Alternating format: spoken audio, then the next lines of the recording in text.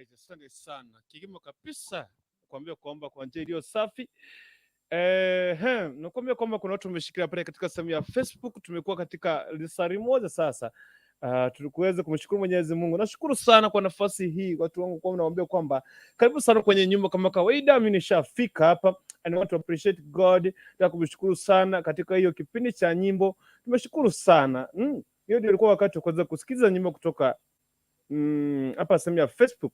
Kama ulikuwa umemiss, tafadhali ile tunakuambia kwamba kila siku make sure kwamba umetufuata pale sehemu ya Facebook, tafuta Kisi Hot TV FM and follow us live and direct. Sawa sawa.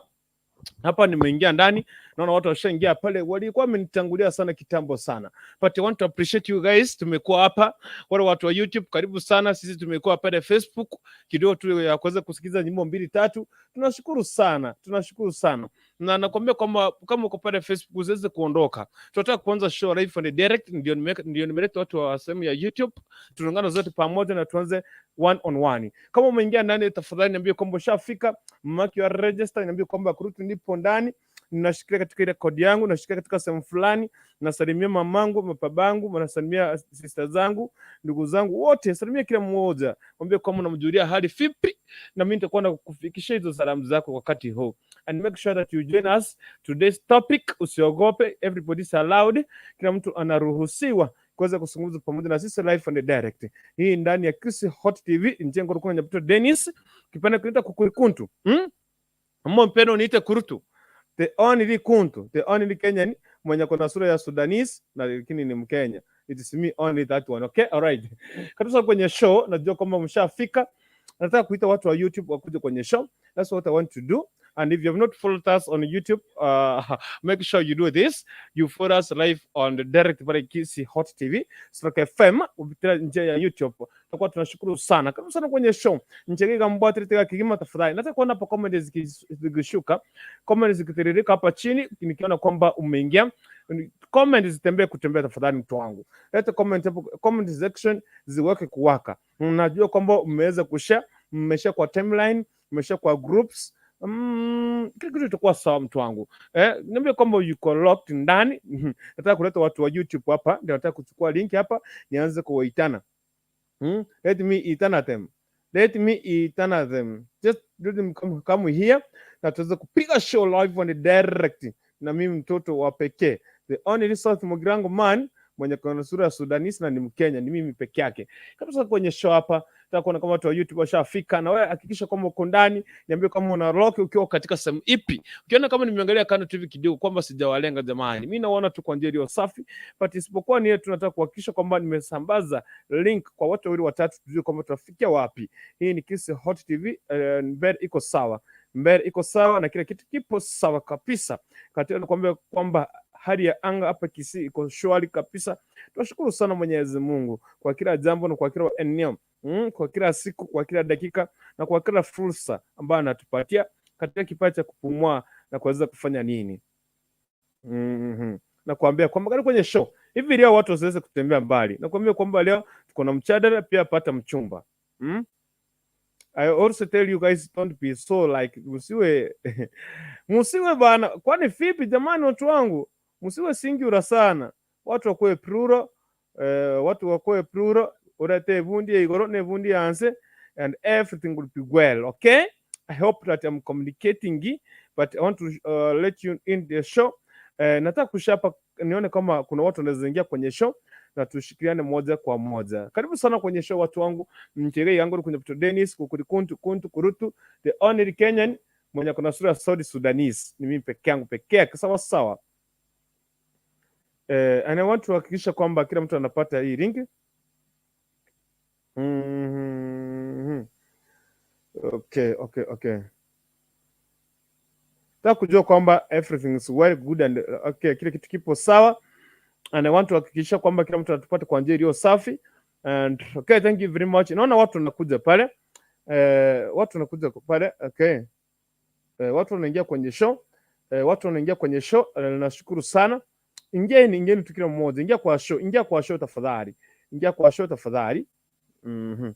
kwa show kila mmoja ingie. Nikiangalia hapa chini najua kwamba naona. Nataka kushare hapa link. It's only that I want kusambaza link na nijue kwamba tunashikilia katika eneo lipi. Lakini nakwambia kwamba kama umeingia kwenye show, salimia watu, niambie kwamba kurutu mimi nishafika.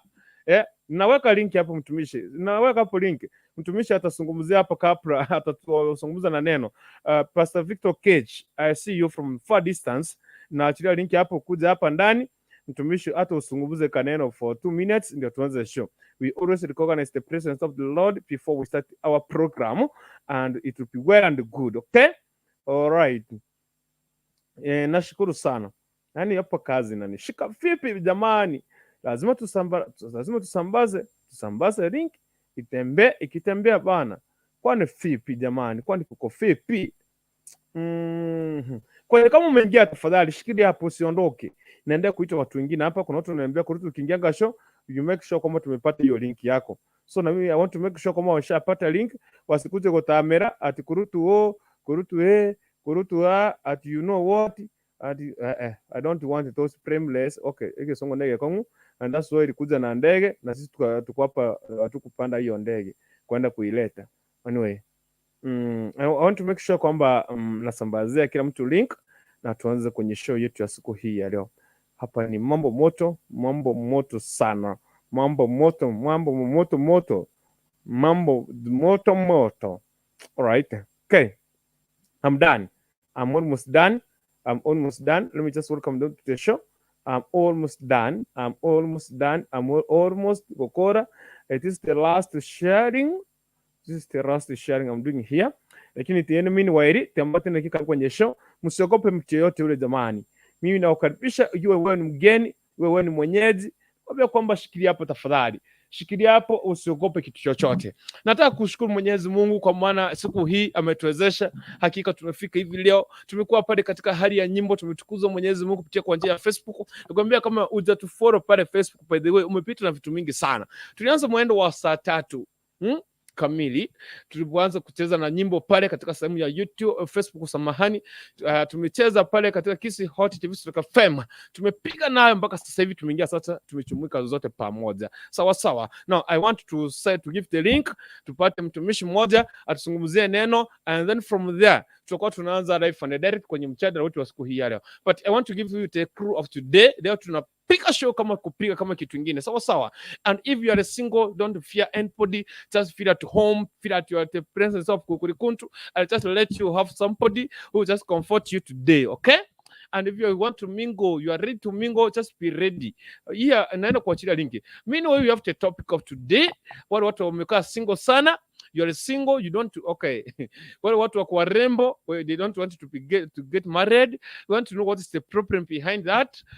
Hiyo urembo yote, why are you saying as well as utakuwa people, okay?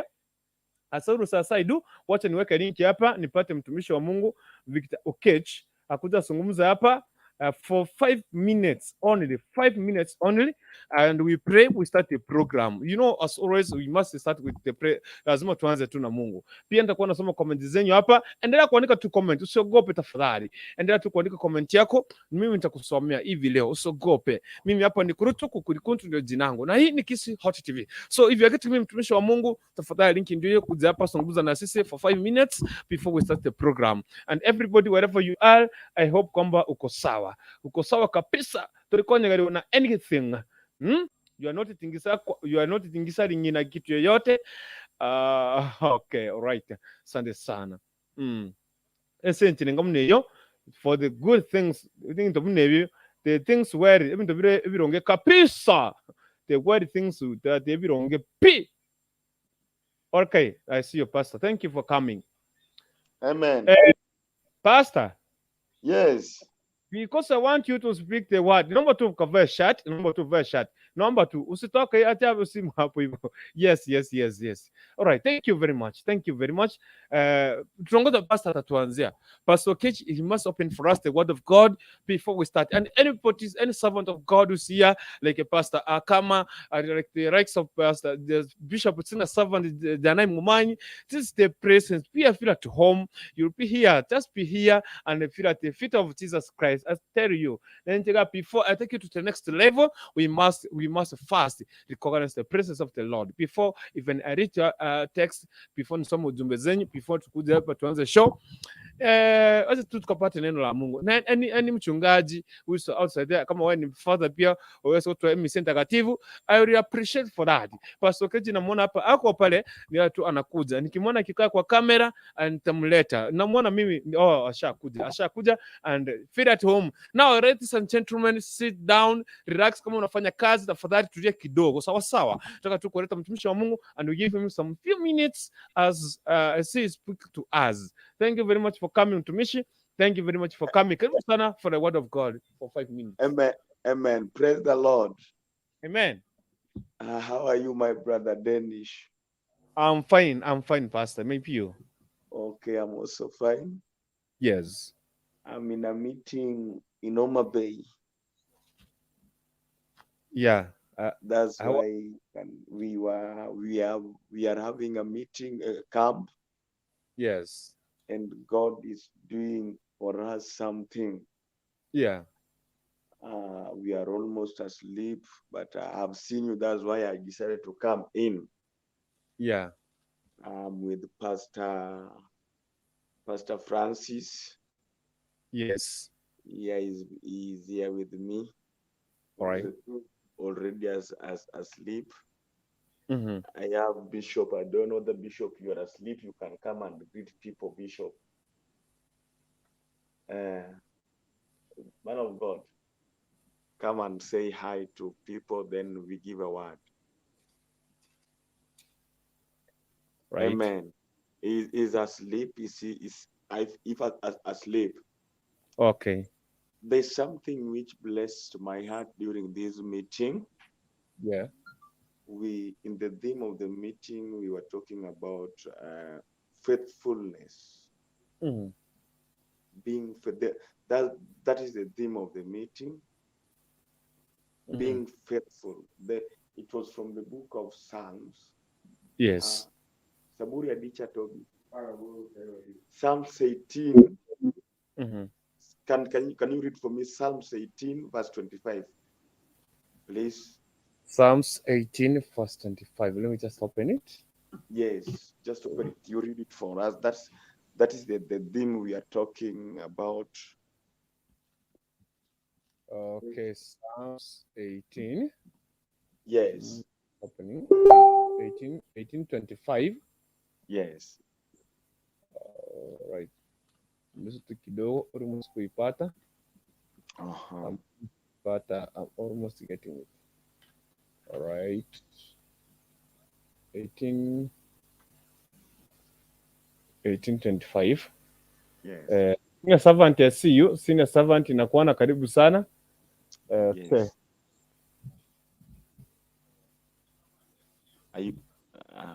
You can read if you're there. You can read if you're there. Inasema hivi. Yes. Is it Psalms 18:25 nanifuatilia tena. Is it rushing to? Naona hapa inanipeleka kidogo tu, mtumishi, kidogo tu. Okay. Itasema to be faithful, you do what? Okay. Inasema na New International Fashion. To the faithful, you show yourself faithful.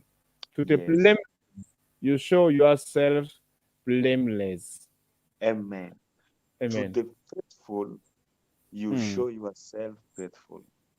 Mm-hmm. To the blameless, you show yourself blameless. Mm-hmm.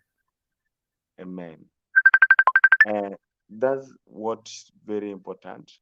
Yes. And that's what we were. That's the theme of the meeting. Mm-hmm. Now, just open for me the book of Ruth again, chapter 2. Ruth, chapter 2. Begin from verse 7. All right. Ruth chapter 2 verse 7. Yeah, I get it. I want just to bring something which really touches my heart during the meeting. I want to share it with maybe with the others who are there. Ruth 7:27 it says, Yes. okay. And she said, please let me grin and gather after the reapers among the Mm. sheep. So she came and has continued from morning until now, although Yes. she rested a little in the Mm. house. Mm. Right. That's the So word of the. this is life of Ruth. Mm-hmm. She's passing a lot. Mm-hmm. First, no, this is a widow. Mm-hmm. A widow ambaye amepoteza bwana yake, Mm-hmm. ameenda kutafuta kutafuta mahindi kwa shamba ambayo watu walishatoa mahindi. I don't Yes. know how do you call that one in your language? Okote vituma. Exactly. Yes. Kuenda kwa shamba ambayo watu walishavuna, Mm-hmm. unatafuta mahindi. Mm-hmm. In our language we call it fulo. She Mm-hmm. doesn't have hope, Mm-hmm. but she knows that she's going to get something. Mm-hmm. Amen. So in the circumstances passing, Mm-hmm. she is still faithful. Mm-hmm. Are you getting me? I'm getting you. Even in the situation where you are, my brother Danish, Mm-hmm. what God wants you to remain faithful. Mm-hmm. If you read that verse, you will see Boaz is telling Ruth Mm-hmm. that I have commanded men not to touch you. Mm-hmm. Amen. Amen. God has commanded your enemy not to touch you Mm-hmm. when you remain faithful. Yes. So you have to remain faithful Mm-hmm. to show yourself faithful. Mm-hmm. Again, Boaz is telling Ruth that when she's thirsty, Mm-hmm. she come and drink in our place. Mm-hmm. This night, I want to talk with you, telling you, you should remain faithful to God. Mm-hmm. That's what the Bible says, that I, God, Mm-hmm. I am a faithful God. If you Right. remain to be faithful to me, and Mm-hmm. I will also be faithful to you. Mm-hmm. My brother, I can see you call yourself Guru. Kuku, kuku, whatever. Yes. I want to tell you, remain faithful. In your job, remain faithful. Right. Back at home, remain faithful. What makes people to change their mind is the situation. Yes. Even if God have done for you, but Mm-hmm. the condition you are passing now will even make you to leave God. Yes. How I pray tonight that the condition and the situation we are passing Mm-hmm. doesn't make us to leave God. Mm-hmm. Let's focus. Let that one give us morale, because God is telling us, is promising that He will not give us temptation which we shall not overcome. Mm-hmm. Every time temptation will overcome. Mm-hmm. So I want to bless your name and give you an opportunity to share the word in Hot TV. Yes. May God bless you so Amen. much. And I Thank want to say with the viewers, you. Mm-hmm. nataka niombe na viewers wale wako Facebook live, Mm-hmm. wale wako YouTube, Yes. all over the world. I know people are watching this. Yes. What I want you to remain, that you remain faithful. Yes. Our God is faithful. When we talk about faithful, it entails a lot. Mm-hmm. In this life, you cannot live without when you are not faithful. Even Mm-hmm. in your marriages, For marriage to work, you must remain faithful. For business to stand, you must remain faithful. For home to stand, you must remain faithful. They know even where you are, if you cannot remain faithful, you cannot be there. Yes. So we need, God is calling us to remain faithful. Even us as pastors, we should remain faithful. Exactly. When we remain faithful to God, God will be faithful to us. Yes. So that's what we are talking about this week. To faithful, show yourself faithful. To blame, you blame yourself, not anybody else. You will not blame your mother. You will not blame your parents. You will not blame Danish, but you will blame yourself. All right. So, in anything you are passing, anza kujilaumu wewe mwenyewe. If something is not working for you, uanze kujilaumu, sio mtu mwingine. All right. So, thank you so much. May God bless. I think my time is over. Thank you. Thank you very much, Bishop, Pastor. Yes. Okay, for coming. I appreciate. Thank you very much. Thank you very much for coming. So pray for us before nianze the program. Number 2, utuombe as I start the program. Amen. I want to pray with you. Father, in the name of Jesus, Lord, we say thank you. Thank you because there is none like you. We bless your name.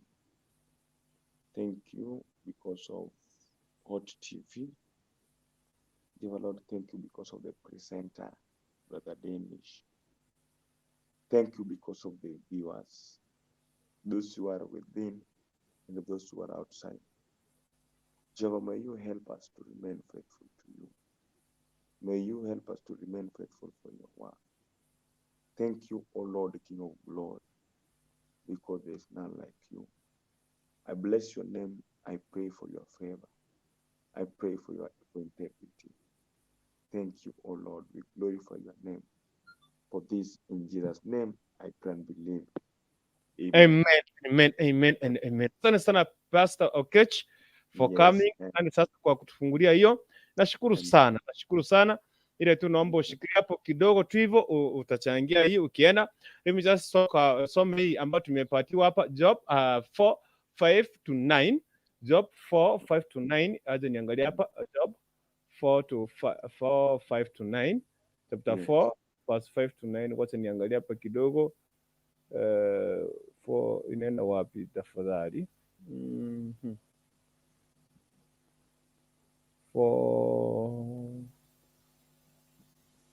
Kidogo tu mniruhusu.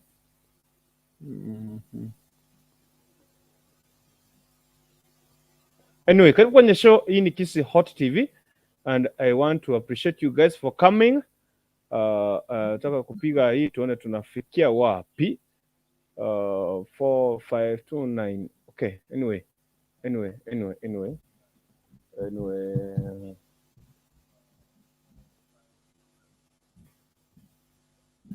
Karibu kwenye show. Kama usiogope mtu yeyote. Inasema hivi, job 5:4 to 9. Nataka kunifuatilia kidogo tena. Right, thank you very much. Yeko alikuwa Kisi Hot TV. Karibu sana kila mmoja, iwe wewe ni mgeni mwenyeji, usiogope mtu yeyote yule, nafasi kwa hapa. Okay, inasema hivi, but not trouble comes you and you are discouraged. It strikes you and you are dismayed. Should not your piety be your confidence and your blameless? Where's your hope? Consider now who being innocent has ever Consider now who being innocent has ever perished. Where were the upright ever destroyed? Where were the upright ever destroyed? And 8, as I have observed, those who plow evil and those who sow trouble reap it. Kidogo 9 inasema, and the praise of God they perish at the blast of his anger, they are no more. And that's the word of God from Dada Mkubwa. Thank you very much. And I see you, seen a servant, Janai Momanyi is here. Thank you very much. Now it's my pleasure to welcome you to the show. Karibu sana kwa show, and I want us tuweze kuanza kwa pamoja. Feel at home today. Tuko na special topic and we have two things to do today. It is the Thursday, throwback Thursday. Ni leo tu hivi, hakuna siku ingine kama si hii ya leo. If there's something that you have to remember back, it is today, okay? And meanwhile, nataka kushukuru sana Mwenyezi Mungu. Tangia tulipoachana hivi leo, sasa hivi tumepatana hapa. Sasa hivi ni saa 4:22. Nataka kuwakaribisha kwenye show nyote kabisa. Tuweze kuingia ndani na tuanze kwa pamoja. Karibu kwenye kwa kuchangia. Wale ambao mko single au mtapata wachumba, karibu sana. Unaweza sema kwamba mimi niko na tatizo fulani, leta hapa malalamishi yako, weka qualifications zako hapa. We will just connect you na tunajua kwamba kila kitu kitakuwa sawa. Sawa sawa. Pia tuko na mada inasema hivi: mbona wasichana warembo wengi kulingana na ile utafiti ambao ushafanywa unaonyesha kwamba wasichana ambao wale ambao ni warembo, wale ambao mnasemanga ni okay, sijui kama na watusi, lakini ni jina ambalo limekaa sana, the slay queen. Let me say kwamba warembo ambao wameumbika mpaka waliumba mpaka wakaumbika, wengi hawajaoleka, wamekaa single and wamefika ile umri ya kuweza kupata nini, wachumba. But what is the main cause? Mbona hawa hawataki kuoleka? Ama what's the problem behind this? And that's what we want to discuss today. Na pia wale ambao mko single, msiogope kusema I'm single. So nikikuja hapa, make sure kwamba salimia watu pale nje before we start. Sababu Pastor Keja alikuwa ameingia kulala na sina servant yako pamoja na mimi hapa. Niruhusu kabla nisome comment, sina servant, I'm with you here. So the Pastor Keji alikuwa kwa kitanda, hata nilimtoa na ako na mapisha wengine from the other side pale nje. So let me just nimlete atuambie maoni yake before tuanzishe show. Pastor, hebu liza hiyo swali vizuri. Yes, nilikuwa nataka tuzungumzie hii kwa sababu tuko na mada mbili hivi leo, ili ya kupata mchumba ama na wasichana warembo hawajaoleka kulingana na hiyo utafiti ambao umefanywa. Wale wasichana ambao wako warembo hawajaoleka, hawana bwana, ila tu wanacheza na bwana za wenyewe ama na vijana hapa nje. So tatizo lipo wapi? Mbona wasioleki na washafikisha umri wa kuoleka? Karibu kwenye mada. Nataka kuanza na wewe Pastor Keji, ndio nikimbie kwa comment, tena ndio nirudi kwa mashabiki sasa. Karibu sana. Mimi hiyo ni uongo. Bibi yangu ni mrembo. Ameoleka. Yes. Queen. Yes. So hiyo mada mwenye alisema amedanganya. Kwa sababu si wote ni warembo. Ni ila tu shetani ndiye imewashikilia. But ukisema eti wasichana warembo hawataki kuoleka, hapana. I'll start with my wife. My wife is a beautiful woman. She's married. She's married. And maybe others, I don't know. But you know, marriage is something which was ordained by God. Yes. So when you see a lady is not married, that one is in another world, is in another kingdom, which as the word of God, bit ugly, bit mrembo, bit hata kama ni kilema. Yes. I have a friend of mine, and he was in the news just 2 weeks ago. Yes. Akifanya harusi. Alioa kilema ambaye ana mkono moja na ana miwili. Sasa ukiona mtu hajaoleka, hiyo sasa there's something else. Wakati watu wanaoa, watu waangalie urembo. Watu wanaangalia tabia. So I want to tell you that queen are not married. No. Yes. Their time, maybe when you see a lady have not been married, their time has not reached. Mm-hmm. Do you want to tell me Governor Anne Waiguru, who just wedded when she was already a governor, she was a slave queen? Kai. Yeah. Was she a slave queen? Mm-hmm. We saw she wedded when she was already a governor.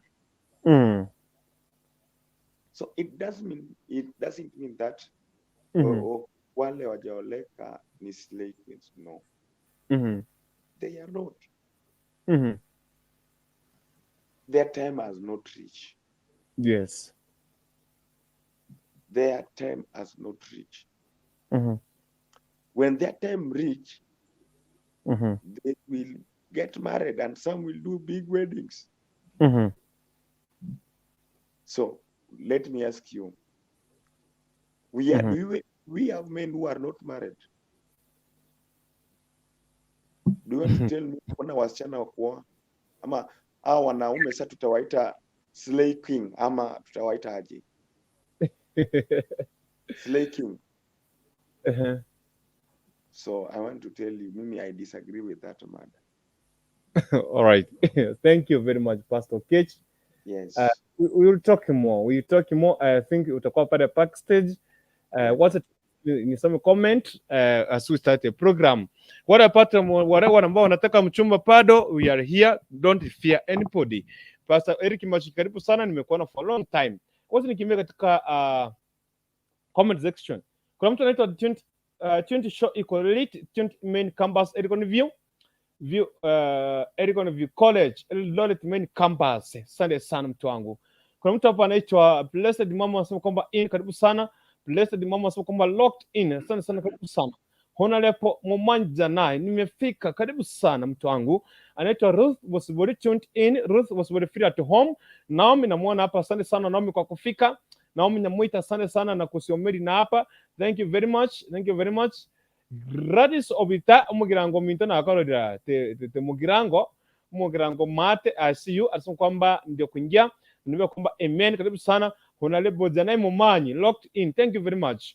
Rafael Nyakundi mbele ya nyuma iko sawa, tuko pamoja mpaka dakika ya mwisho. Asante sana Rafael Nyakundi, thank you for coming. Oketi Victor anasema kwamba nikupate wapi? Asante sana, ameshafika huko ndani ya nyumba. Sina link nishaweka, asante sana. PPC Kenya Entertainment aka anasema kwamba nishafika, asante sana. Oketi Victor anasema kwamba in from Homa Bay inawakilisha, asante sana. Homa Bay inawakilisha ndani ya nyumba. Dada mkubwa ananiambia kwamba niko ndani kama kawaida. Bobasi ingia bumachoye kanyimbo bugirango nyariba vonchari nyamira wote Dennis anakuona, thank you very much. Anaitwa Gladys of Tasoko kwamba live Facebook from 9+66. Salimia watu wa Bugirango, MS my mom, kemuntu dad obita sizi yangu nyanchera, Edi na mom mtoto angu Adeline Richard na mwenye yuko na sizi Lydia na pro wangu Finistant. Say hi to ase omocha wo oriogi wensi wa, karibu sana Emenwa, na I see you, thank you for coming. Victor Kesha anasema kwamba nangoja hiyo link sana, nishaweka, thank you very much. Anaitwa senior servant mmoja na ministries, niko tuned, thank you very much, karibu kwenye show. Nataka kuingia kwenye comment ya haraka niingie kwenye show. Dada mkoma anasema kwamba Ayubu 4:5 mpaka 9, be blessed together in Hot TV, karibu sana, asante sana. Dada mkoma anasema kwamba voice ya pastor iko chini sana, but I think ilikuja kwa sawa. Anaitwa Douglas Umare, nafuatilia mahubiri, so encouraging, thank you very much. Anaitwa Douglas Umare, Ruth 2:7, thank you very much kwa nimesoma hiyo, thank you very much. Anaitwa Rispa Gwaro watching live, karibu sana Rispa Gwaro. Emily Ochoki sema wash hands. Thank you very much Emily Ochoki, asante sana. Anawakilisha sehemu za wadu iko Tati Market karibu na Wagere huko kwa poda ya watu wa Nyamira wakisi hapo karibu na Homa Bay County. Bosbori Ruth asema kwamba haiko kulikonto, hi to you my dear sister Bosbori, anakuwa hapa.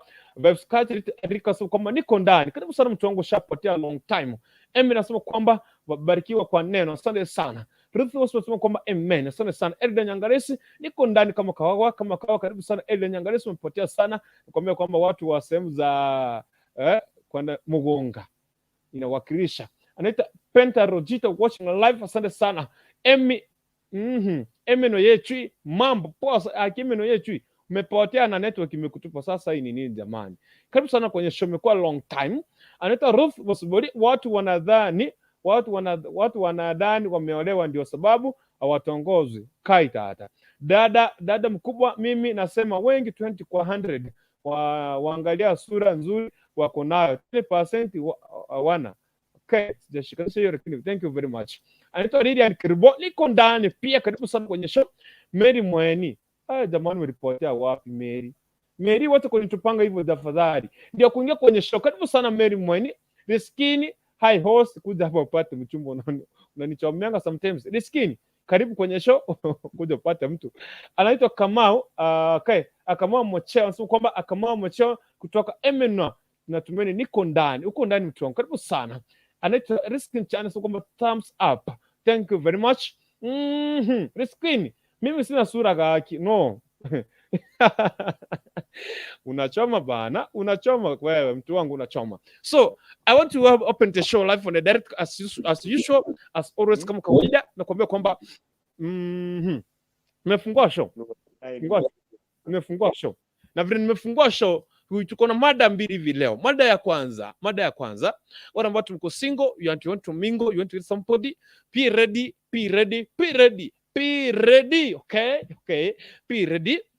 Tunakuja on that side. Wale watu ambao wanafanya nini?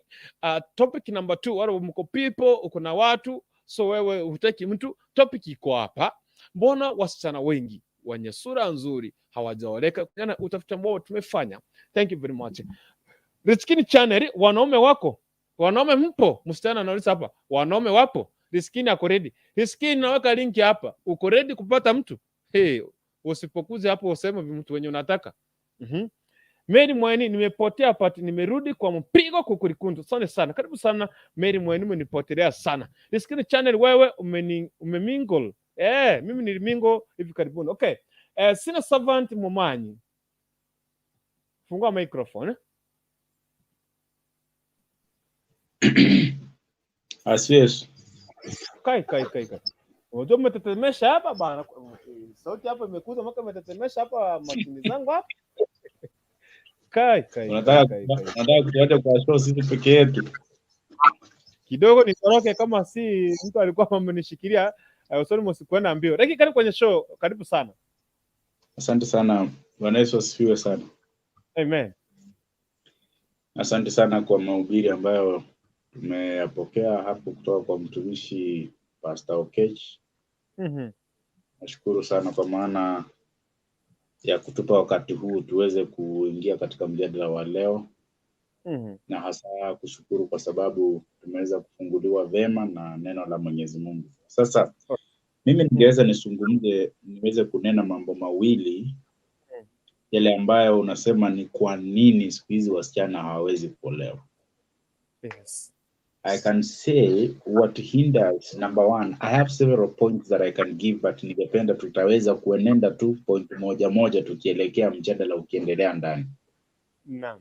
Kitu ya kwanza ni character ya mtu. Unajua unapoenda showroom kununua gari, unauliza number one, kitu una consider number one ni hii gari iko na cc ngapi? Unaangalia mafuta, kama uko na kazi ambayo inaweza kukusustain, so that kama hiyo mafuta inaweza kuingia hapo. Huwezi kuwa mtu ambaye anapata mshahara wa 10,000 alafu ukanunua gari ya 4,500 cc. Unaona itakuumiza, hata we mwenyewe hautaitumia. So unaenda na kile kiwango chako. So inapofikia kwa binadamu, character, ile tabia ya mtu. Unajua siku hizi imefikia kiwango ambayo hata ukisalimia mtu akujibu. Ama unapata before usalimie mtu yeye ameanza kukusalimia. The first impression, what comes first, ile mtazamo wa kwanza, mtu anapokuangalia anakuona namna gani na how do you present yourself. So kile ambacho unakitoa mara ya kwanza, like siwezi kutana, ikiwa kijana hawezi kutana na mtu kwa njia huyo msichana aanze kumtongoza and you expect these people to marry. Of course there is some that happens, but hizo zinakuanga ni kimiujiza. But biblically ilikuwa hata kutoka kwa Old Testament ya kwamba wanaume ndio walikuwa wanatafuta, na kuna ile ilikuwa inasema kwamba walikuwa wanaangalia kwanza tabia ya mtu, character ile ambayo uko nayo. Najua hata sisi wa Kisii kuna ile tuko nayo ya kwamba mtu alikuwa anatumwa, tulikuwa tunaita esigano. This person goes and assess how this lady analima namna gani, kuwa anaongea na watu gani, familia yao iko namna gani, ni wachawi, anaangalia mambo mengi. So character ilikuwa kitu ya kwanza. So hata siku hizi ile kitu ina affect watu mingi ni character, tabia ya watu. Unauliza mtu kitu simple tu, unaitwa nani? Anakuambia ukinijua ufanyie. So character ya mtu inaweza kufanya ukakwama kweli.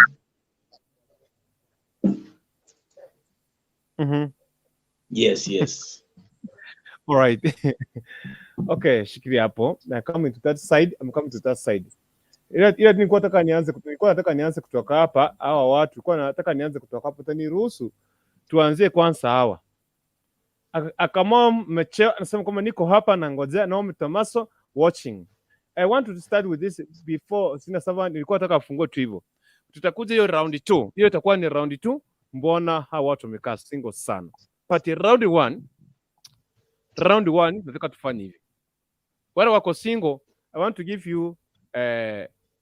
give you kwanza 5 minutes za kuweka application.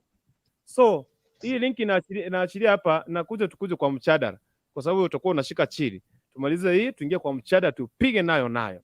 Riskini endelea kunicheka hapa. Na ulikuwa unaniambia unataka mtu. Mimi naweka link hapa saa hii. Link kuje kama if you are single and you want to mingle, sasa senior servant nitakuweka hapa kidogo. Watu watana kae. Watakuja waanze kusema senior servant, waanze kumwaga unga. Watu nikuweka hapa kando hapa hivi. Tutaingia kwa hiyo round 2. But kama watakuwa kama sitapata application for the first 10 minutes, tutaingia kwa mjadala. So nimeweka pastor hapa, anapaki hapa kwa park stage hapa. Because of what? Watu wasianze kusema ati nataka mtamwaga unga, hatutaki hivyo. We want to enter that session.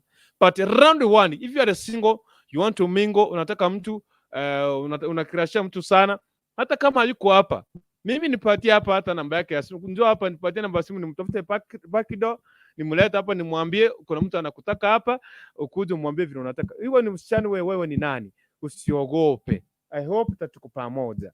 So hii link nawaachilia hapa. Nataka wale watu wote niweke link hapa. If you are single, njoo hapa uweke application. And if you are not single, wait. Topic inakuja. Asante sana kwa kukuja. I see you. Thank you very much. Na ufungue kamera ama nikumwagie maji mafuta ndio utaona. Emily Achoki anacheka pale. Wycliffe Anyabando anasema kwamba hai kukurikuntu, hai hona lepo kukurikuntu. Kai. Hivi leo nimeitwa hona lepo. Hey, wacha nifurahi kidogo. Mada ya leo ni ipi? I'm joining from Abadhan near African oil side. Asante sana. Mary Mweni, hatuolewi kwa sababu nowadays hakuna the right person. Wengi ni kuchezea maisha ya mtu, then later unamwacha kwa juu umepata mwingine. Hiyo ndio tabia mko nayo. Sio kora kwani abantu rinde baba. Hai kwaba gora koro. Kara kwani ngabantu. Anyway, good evening all. Good evening to you. Kwa simu yangu iko na echo. Mimi sisikii hiyo echo. Sisikii jamani. Mimi sisikii echo. I feel like tuko sawa. Okay. Wapi uji yangu nikunywe? Ufanya nini mtu wangu? ama ulimwaga ubwanga chini? Wewe usimwaga ubwanga bana. Anyway, aki leo sijafuatia comment, imeingia tu nikakimbia kwenda nani kuchokoza kurutu. Salimia watu nikwambie tunafanya nini. Niko na mada mbili leo. Sijui utachagua ipi, lakini salimia kwanza watu ndio nikupatie hizo mada. Anyway, ya kwanza unaanza na people. Ukianza na people, mimi nitaenda nirudi baadaye. Anyway, acha nisalimie high five to Kurutu, Yes. to Celestine, Fenica, Finest Man, Chai King's Light, Rispa Waro, Masibo Subori, Yeti, Fanis, na mafans wote wa Kisi Hot TV, alafu Fire Babes, Damaris Mabori na wengine wote. Nawaambia wakuje tuanze show. Mwenye anataka kukaa bibo aka ile upande ya left. Mwenye ataingia kwa kipindi mjadala mwingine akae upande wa right. Geti jinde tiosoke nataka kushika hivyo. Geti nataka kushikilia hapo, hata nani sina servant yako. Pastor kama umeenda wapi? Pastor kama nilikuwa nakuona njoo hapa. Geti nataka usiondoke. Nilipatiana dakika 10 za watu wa kusingo kuweka application. Kama watu weka application tunaanza na hii mchadara. Sawa sawa Ligeti? Usiondoke, wote ni kuweka hapa, nileta kama. Usiende tafadhali. Pastor kama. Yes. Bwana Yesu asifiwe. Amen. Karibu sana kwenye show. Amen. Welcome. Okay, thank you. Kwanza kabisa na kushukuru kwa sababu Mungu amekuwa mwema. Jioni jema. Hata angawa asubuhi tulikuwa na shughuli mingi ya kikazi kuhudumia watu. Na Mungu pia amekuwa mwema, tumekutana leo usiku. Na watakia kila heri. Na Mungu awe nanyi pia. Asante. Amen. Mchungaji, naomba ushikilia hapo, usiondoke tafadhali, usiondoke kwa maana kuna kitu nataka nianze nacho. Kama hakuna watu wa kwanza, tunaingia kwenye hiyo mada live on the direct. Hapa nyuma kuna senior servant, niko na Geti na wewe aje nikuweka hapo. Usiondoke tafadhali. Gladys Ovita, allow your microphone, allow Chrome to access microphone and camera. Just allow, don't deny anything. Just allow, kuhakikisha kama umefanya hivyo. Wycliffe Nyabando, Mary, what are the serious features of the right person as per your understanding, please? I hope, Mary, you will answer that question. Mkubwa Obure, Kai. Mkubwa Obure anasema hivi, sasa wakopwa, naona akina Geti. Kama mimi nataka mpigo, unataka people, au nataka mpipo. Fanya hivi, Obure, chukua hiyo link njoo hapa ndani. Ukiwa umefungua kamera, sema mimi naitwa Mkubwa Obure, natoka pale chini, naishi kule, nafanya hii na hii. Nataka mwanamke hivi na hivi. Kisha baadaye tutaongoja hapa. Mwenye anakuja tunakuunganisha, hiyo story inaisha. Hatuunganishangi watu kwa comment section, ni hapa tu live on the direct. Sawa. So, Riskin, announce sorry popote ulipojua kwamba kuja hapa. Njoo hapa Riskin na tuende tusafiri safari moja hadi mwisho. So I'm very sure kwamba kila mtu anashafika hapa ndani na tunataka kwanza. So niko round 1. Round 1 ni hii. Wale watu ambao mko single. You know kuna watu tumeka hapa backstage. Wanataka kuanza na mchadara. Wao wako people, they want to start with us. But I want to give this few minutes. Already ikifika saa 4:55 kama hakuna application, mimi nitakuwa nimefunga, tuingie kwa mchadara mpaka tena ile tema ambayo nitaruhusu mtu akuje mwenye akona hiyo and whatever. So wale mko people msiende, kuna mchadara. Wale mko single be here. Wote niete Modesta. Fungua kamera Modesta. Fungua kamera na mic. Modesta kwa hapa. Yes, Modesta. Weirire buya. Kegusikia Tinda. zitike gansinya pi. Habari ya jioni. Salama sana. Labda wewe. Mimi niko good, unaona hata sijatoka jikoni. Hiyo ni kitchen ama ni sitting room bana, si nimenini karibu na changanyikiwe. Hii ni jikoni. Oh, chicken. Oh, okay. Hiyo ni chicken. Sawa sawa. Karibu sana kwenye show. Salimia. Nataka usalimie watu. I know inajua kwamba tunapita. We are almost kwanza mchadara. Usalimie watu. Nataka kwanza niongee na wenye wako single. President Mamu nakuwa anashikilia hapo. Karibu sana. Nikianzia wewe. Na watu wote wa Wachaki. Kiaboera. Nyabigena, Tabaka, Nyaburumbasi, Ogembo. Yes. Na Sengera. Na abandi bari bamaite Nyamate. Na abakwani marogoba yabo ngambiye bwire. Bwirire kigusingia nsinya na atagukone Facebook. Mashabiki onsi pia kina Rispa, Mama Chivo General, sijui Mutienai na mwingine sijui nilimuona jana anaitwa aje Divina. Mwingine alikuwa anaitwa aje somewhere nisahau hiyo jina. Wote na wagotea. Alright. Sawa sawa Modesta. Nataka kushikilia hapo sawa sawa. Niko tu. Na kuweka backstage. Ninajua wewe unatakanga people. Do you want to be people? Wewe. Mimi nataka kuchomoka niende kulala.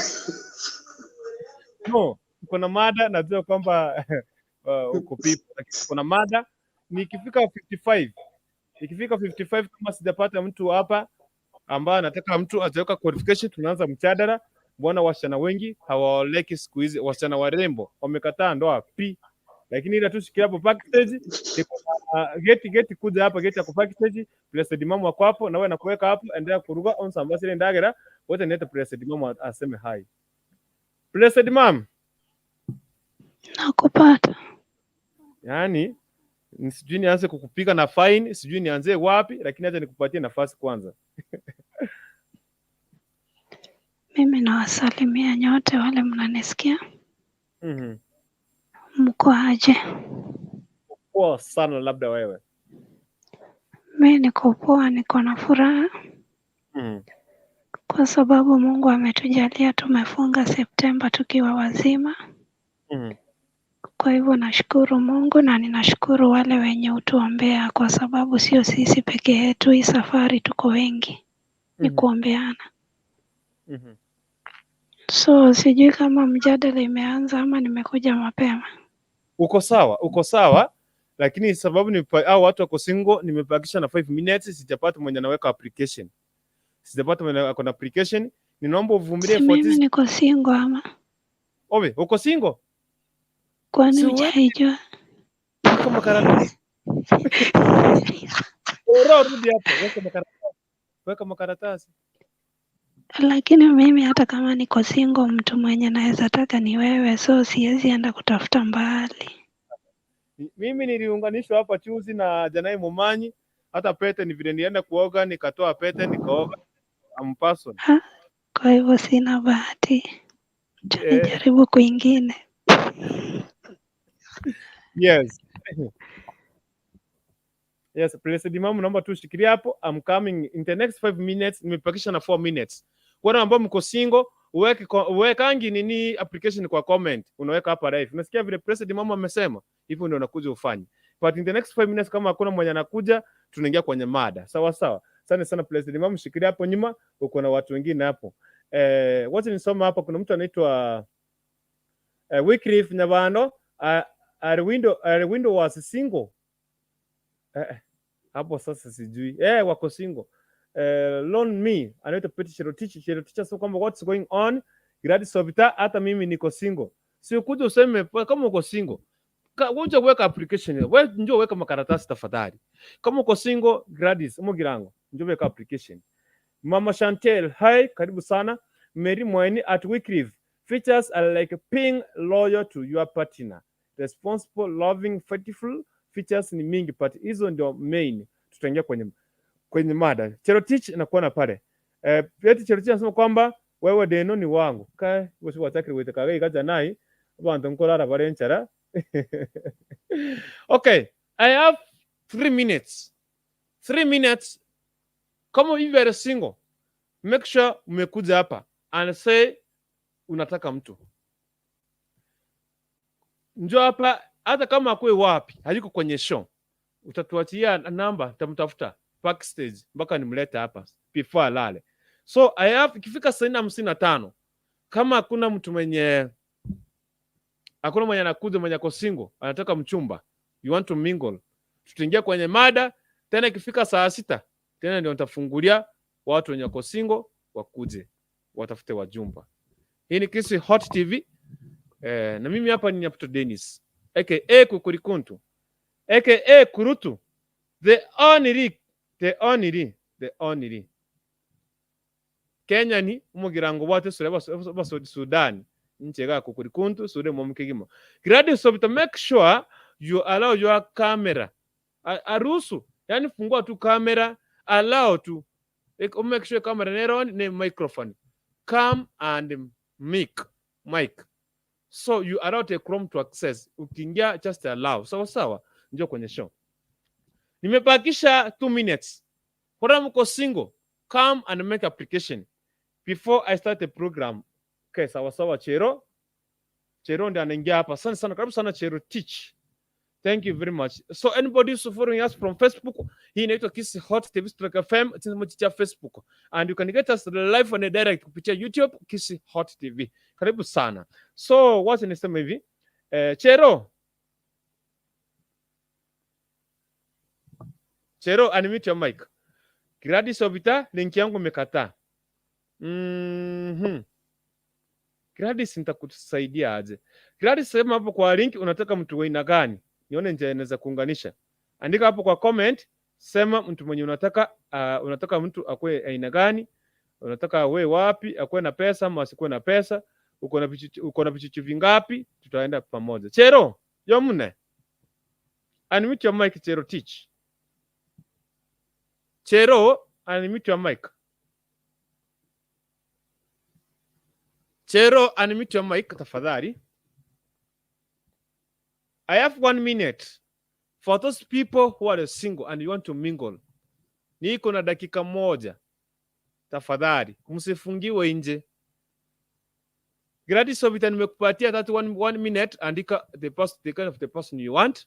Na wewe kama unataka mtu kuja. Gladys ni vile nimeona link imemsumbua hapa and that's why na mruhusu hivyo. Okay. Harusi mauga. Wacha nimbe Kikisi. Harusi mauga. Harusi mauga. Chero Teach. Okay. Imefika saa 4:55. As obvious as usual. I'm back to the normal topic. Sina sava dinao kuja hapa. Dinao come back to the normal routine. Nataka kufungua show kwenye topic, kwenye mada. And if you are a single, tafadhali join us in the next 1 hour from now. Tutakuunganisha. But this moment, I want to welcome you all. Akina Blessed Imam, akina the likes of Getty, the likes of Pastor Kama, Pastor Eric Machuki, watu ambao mlikuwa backstage. Sasa now come back, tumeingia kwenye section ya mjadala. Chero Teach, hiyo link yako kuja ukifungua mic hapa nitakupatia nafasi. Sina servant nao tumerudi hapa. You were saying something, ni kama siku nataka nifungia watu waseme kwamba nimewafungia, and then watatujoin after 1 hour wanataka kuwa people. Now we are on the topic. To say the topic. Why most ladies who are beautiful, the beautiful beautiful, the beautiful one, they are not married. Most, some are married, but most. Pet Cherotichi, mimi niko single. Si ukuja hapo useme unataka mtu aina gani, unataka nani na nani. Cherotichi, njoo useme mtu mwenye unataka ako wapi, tutakuunganisha hapa saa hii. Sawa sawa. First guy date Rico, mie, I can say maybe, okay, nitasoma hiyo. Why these ladies, they don't want to get married? Mbona? Nyinyi wasichana ambao mko warembo, what's the problem? Even if you are not married, you have to age. Mbona hutaki kuoleka? Kiradi Sovita, first guy date Rico, Pastor senior servant shikiria hapo sikutoi. First guy date Rico asema kwamba mie, I can say maybe ni vile wanaona watu wameoa vile wanapitia life huku out na kusumbuka, so wana decide kukaa their life. Gladys of anasema hivi, natafuta mume yuko na 32 years and above, na yuko na kazi na yuko wapi? Msama nini? Mimi na mtoto mmoja. Yeye ako na mtoto mmoja, Mwandesta nakuleta hapa. Yeye ako na mtoto mmoja, Gladys Ovita, anataka mwanamume mwenye ako na 32 years and above. So, na ukuwe na kazi. Usiwe ni mtu mwenye unakaa, unalala, unaamka, unaota jua and you want to okay, umesikia. And if you want Gladys, I'll see, you can say unamtaka. Nitajua the way naweza mtafuta sababu simu yake ilikataa kumleta kwa link. Nitajua the way naweza mtafuta. But Gladys nataka kukushauri hivi. Sasa usitumie YouTube. Enda Chrome, andika jina kwa Chrome, new tab, andika YouTube. Ikikuletea YouTube pale kwa Chrome, andika Kisi Hot TV. And pale kwa YouTube utatupata. Hoja ni patie Chero, ni nirudi kwenye mada. Maybe Chero Tichi ndiye alikuwa anasema ako single. Chero Tichi.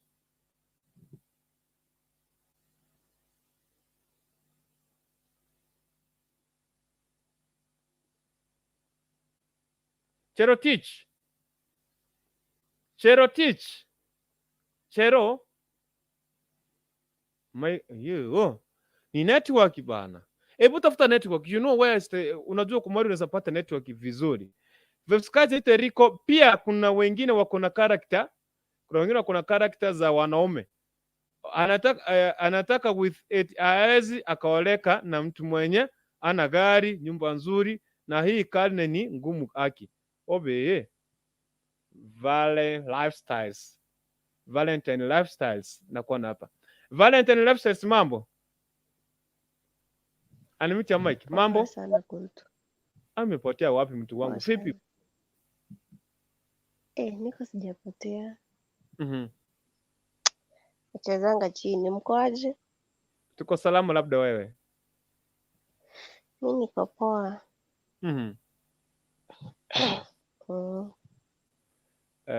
Okay. No target the people. No the single, target the people. People mwenye tekonga. Inajua niko round 1 wikanda na maana ki. Uko single, mtu sijui umekuja nini, ni single ama ni nini?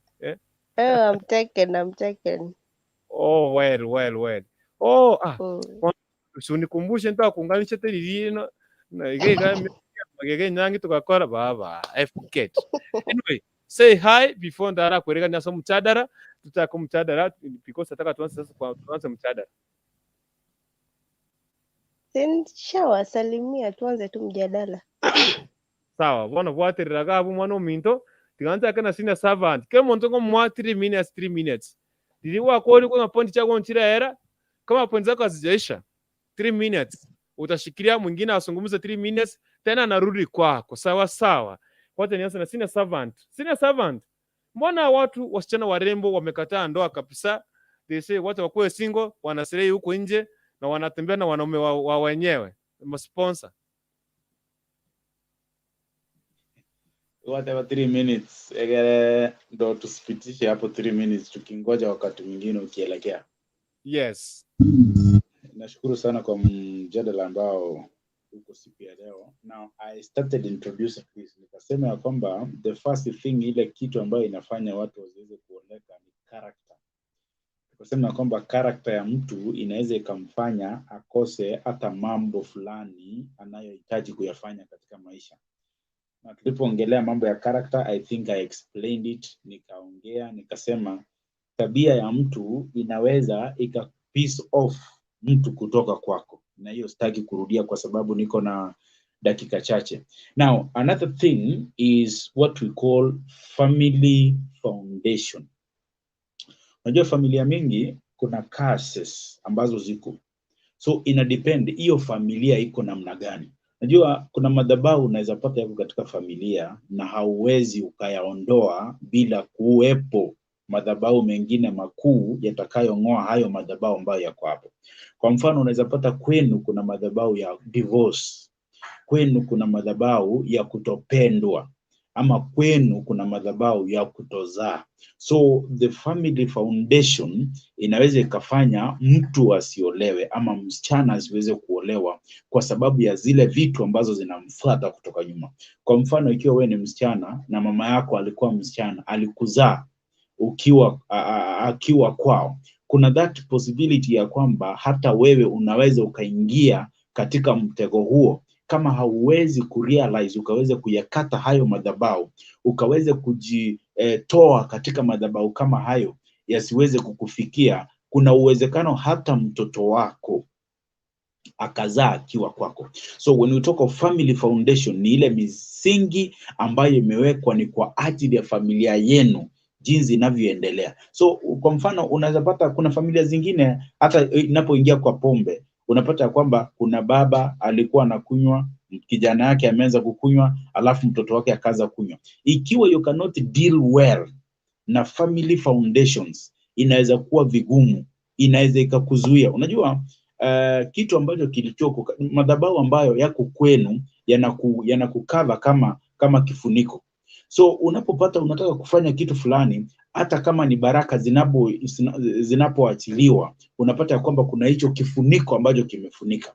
So ikiwa hauwezi ukasinduka kutoka usingizi huo, ukanoti ya kwamba there is something ambayo inaweza kukava hizi baraka zangu, so kuna uwezekano uendelee kukaa hivyo na hauwezi ukadili nayo. So family foundation also can make mtu asiweze kuoleka. Na kitu kingine ambayo huwa inaharibu watu zaidi ama sana is what we call expectations. Unajua mtu ako na expectations ambazo yeye mwenyewe hana. Ndio maana naonanga siku hizi hata watu wao wanasema ya kwamba ikiwa wewe ni msichana na unatafuta kijana, unasema ya kwamba huwezi olewa na kijana ambaye hana gari. Wewe tuonyeshe yako umeweka wapi ndio tukuletee kijana ambaye ako na gari. So expectations nazo kwa sababu ziko juu, sasa unapata ya kwamba you cannot meet mtu ambaye ako na zile ambazo you expect to get from that person. Wewe mwenyewe hauna, kumbuka hii, wewe mwenyewe hauna, lakini unataka kuingia tu kwa mali mara moja. Mambo hayaingii namna hiyo. Mimi nikikupa mfano wangu, nilipoanza maisha, mimi tulikutana na bibi yangu wakati nilikuwa naendesha pikipiki. Hata hasa nilikuwa nafanya kazi kwa hoteli. Tulileana pamoja, tukaleana pamoja, tukagrow mpaka tulipofika. So ikiwa wewe hauna kazi ama uko shule for example, lakini you expect to get something yenye watu wengine wako nayo, inaweza ikakuangusha, because utaendelea kungoja, utangoja wale ambao wako na vitu kama hizo zenye unahitaji, ukakosa kupata mtu kama huyo. So expectations za hawa watu zinaweza zikawafanya, even if you are beautiful. Beauty nowadays, watu hawaangalii hiyo. What they look at is tabia yako, ile tabia ambayo uko nayo. Ndio bana maandiko yanasema kwamba bibi ambaye ni mzuri, huwa the book of Proverbs, ya kwamba mke mzuri anatengeneza nyumba yake na mikono miwili, lakini yule ambaye ni mjinga anaweza akaiangusha pia na mikono yake. So there is that power. So what you expect inaweza ikakuhinda from what you are supposed to get. Another thing that I look at is in kitu inaitwa anger. Unajua watu wako na hasira sana. Naweza pata mmeingia katika relationship ama umeanza kujumbiana na kijana lakini ikafika katikati akaongea kitu moja tu.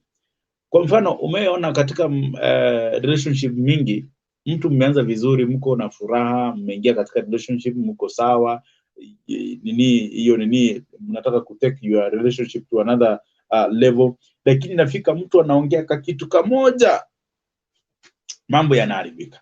Unapata kwamba ile hasira ambayo iko ndani yako, na in most cases unapata kwamba hii kitu inatokana na line ya familia. Unapata kwamba hii kitu ilikuwa, so inapoendelea, sijui kama dakika zangu zimeisha, inapoendelea inakuaffect wewe kama mtu.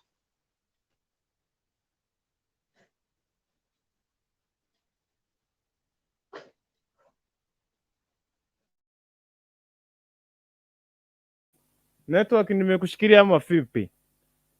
Okay, naona amefunga mic pale. Okay. Anakuja tena. Ni wewe umekuja, nikaona ni kama wakati wangu umeisha. Ilikuwa sawa, tutaendelea tu baadaye basi, haina shida. It's all right. Gertrude ni mari poa. Gertrude ananiambia network ilitoa kurutu kuja huko sasa.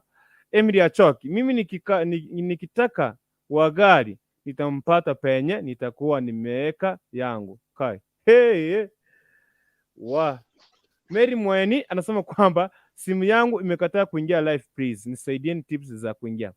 Mary Mweni, kama umetumia YouTube ikakataa kuingia, enda sasa jaribu kuingia kutoka Facebook. Wale watu wote walikataa kuingia kutoka YouTube, enda Facebook, andika Kisi Hot TV /FM, follow the page, link iko pale kwa comment section.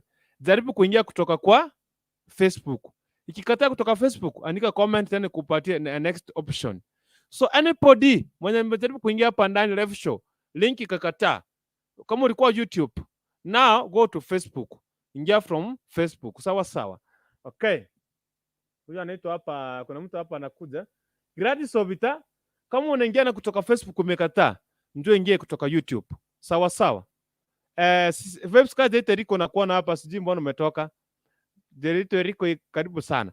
Wale ambao mko single and you want to mingle, tupatane saa 6 kamili. Saa 6 kamili. Niliwapatia muda wenu hamkuwa karibu.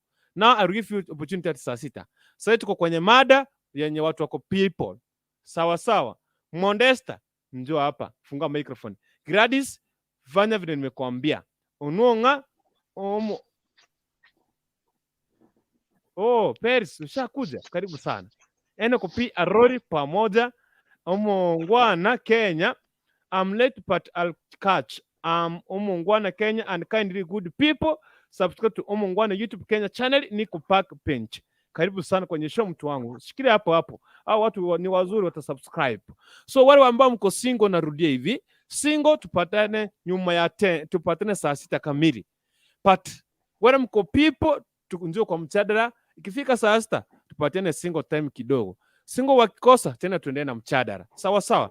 Violet 20 niache deno gaki naye nonde gaiga. Nche kurutu esure mwamu yaba Sudanese, lakini sasa tumbugira ngoma hata sasa ndeko tukupepi.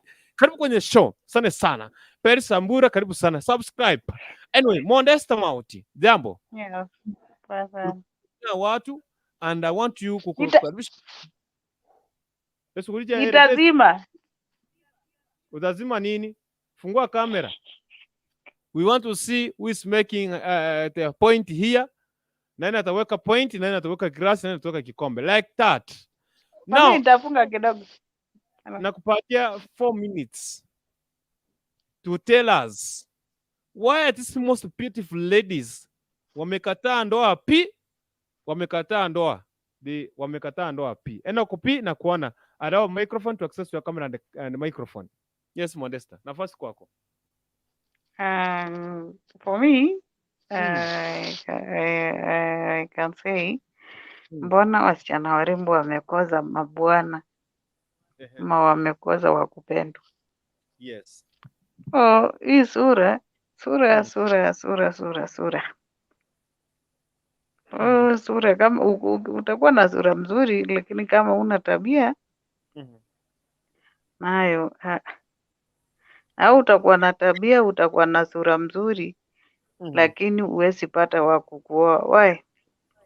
Because and then tukianzia age, unaona mwanaume amepata mtu ni mzuri na atame ani afanye juu na chini mpaka aingize msichana box, and you find that this girl ama this lady fall in love, yani ile yenye anaonanga huyu mtu akimwacha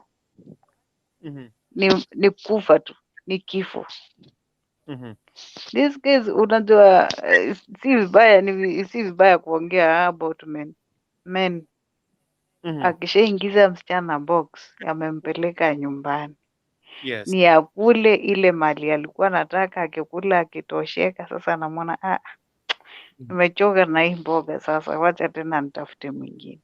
Imagine this girl amekupenda na roho yake yote. Yani ile amechiacha kabisa kabisa, akasema sasa this is the end. Huu nimempenda na ndio tutakufa naye. Then you do such a kind of a thing, umemtumia and then umeanza kuanya huko nje. The same way this girl loved you, ni the same way utatoka kwa roho yake kabisa. Na hao watu ukishamtoka rohoni, hata waipenda mtu mwingine, because she will keep thinking mtu watu wote wanafanana. Because hata nikienda pale, huyu pia ataenda kunifanyia the same thing huyu alinifanyia. There is no use ya kuona. Haya, kuna wale wenye wako na tabia mbaya. Unapata mtu ameshaolewa na mwanaume mzuri. Yes. Ameenda kwa familia ni wazuri, wanampenda. But this lady anataka akalie watu kutoka kwa vichwa zao. Huko ni kwa wenyewe umeenda, unafaa kufuata venye wanafanya. The only way utafuata maneno yenye mnaambiana ni wakati unaona makosa mahali. Unafaa kwenda pale uangalie kwanza kuko aje. Si unaenda huku unaleta kifua. When you bring that kifua of yours, itafika mahali wazazi waseme hapana. Hapa ni arudi huko kwao. Mama ulete bibi mwingine wakae wawili. So the way the husband atafollow maneno ya watu wake. Aenda alete mwingine. Akishaleta mwingine, already wewe you are out. Ukikaa hapo watu wajue tabia yako, hakuna mtu atakuja kukuoa. Uko na sura ndio, lakini tabia hakuna. Unaona? So in different ways, wanawake wengi wako nyumbani kuna wale wenye wako na roho safi na kuna wale wako na roho chafu, but sura wako nayo ni mzuri. Na kuna wale wanaringa na sura yao. Sababu wewe uko na sura, hata ukiolewa na ufukuzwe bado watu wanakupenda. But you forget age nayo ina matter. Unaona? Yes. Age matters. The only way I can say ni watu waangalie. Ikiwa huu unajiona uko na makosa mahali, try to correctify that mistakes. Because nowadays wanaangalia venye mwenzetu amesema, siku hizi ni tabia. Ni tabia. Na ile maneno wanawake mnasemanga ati siwezi fanya kazi nifanyie mwanaume, acha nini? Na wanaume tafadhali, wanawake ni wasaidizi. Au kuchukua msichana wa wenyewe akiwa na sura mzuri uende kumfanya machanja. Those things ndo zinafanyanga watu wana lose hope kabisa. Yeah. Okay, shikilia hapo. I'm coming back to you because I want to give every minute. You know, mimi nipatie na free time hapa and link iko pale. Naona pale mtu anaitwa Via Babes, nilikuona ulienda wapi? Umeungwana Kenya. Okay. Gladys Obita nimeingia sasa, karibu sana. Babes Karjerite Rico Geti, kwani you can't say unanipenda. Geti root ni maruta ukipiwa kwa nyumba sisi hatutakuwa. Mbona usiseme kwamba unapendwa hapa ama unapenda mtu? Leo ni Thursday, Throwback Thursday, and as usual leo tutakuwa na mada mbili. moja ikiwepo ni pata mchumba. Wale ambao mko single, this is where we let you have somebody.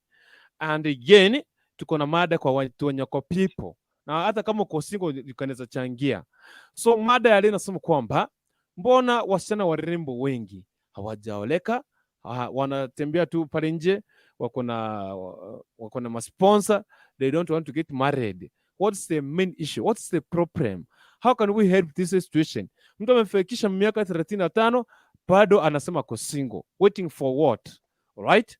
Pia wale ambao mko single, niombe kwamba ikifika saa 6 kamili tarehe 1 ya mwezi wa 10 tutakuwa tu tunakupatia fursa ya kukua na mtu sawa sawa.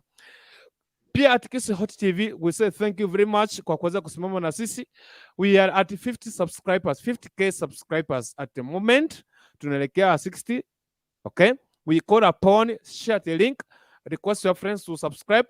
Tutaka kuwanga 200k hata tisia. Tafadhali, safari sasa ndio imeanza tena, safari mpya. Tusaidie tupige safari moja kwa moja. I hope tunapiga pote.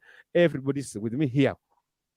Princess Trisa, I think it is because men of nowadays wanachezea feelings za watu, plus hao wasichana warembo wako na standards zenye hata yeye familia yao can't afford.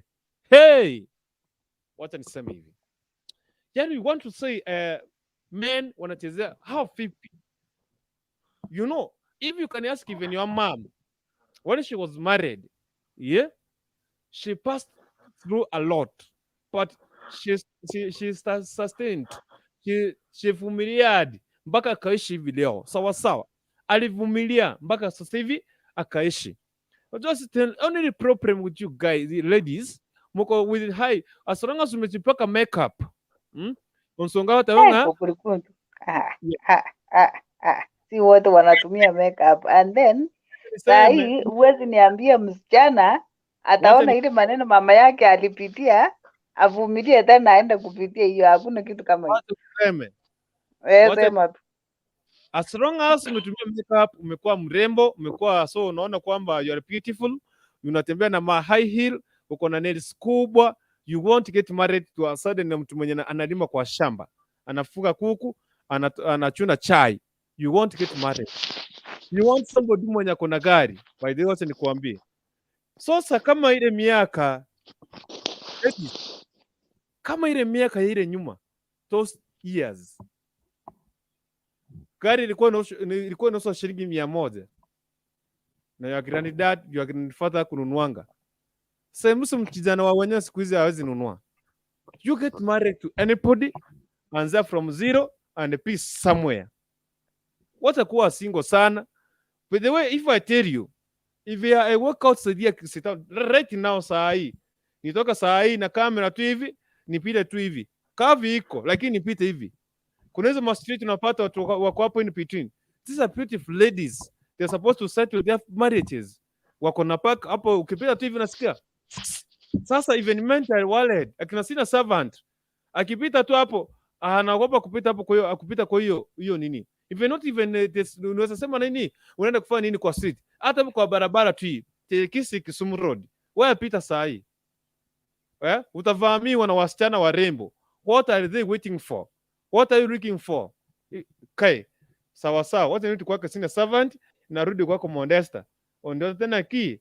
What is this urembo ndio nawafanya? Okay.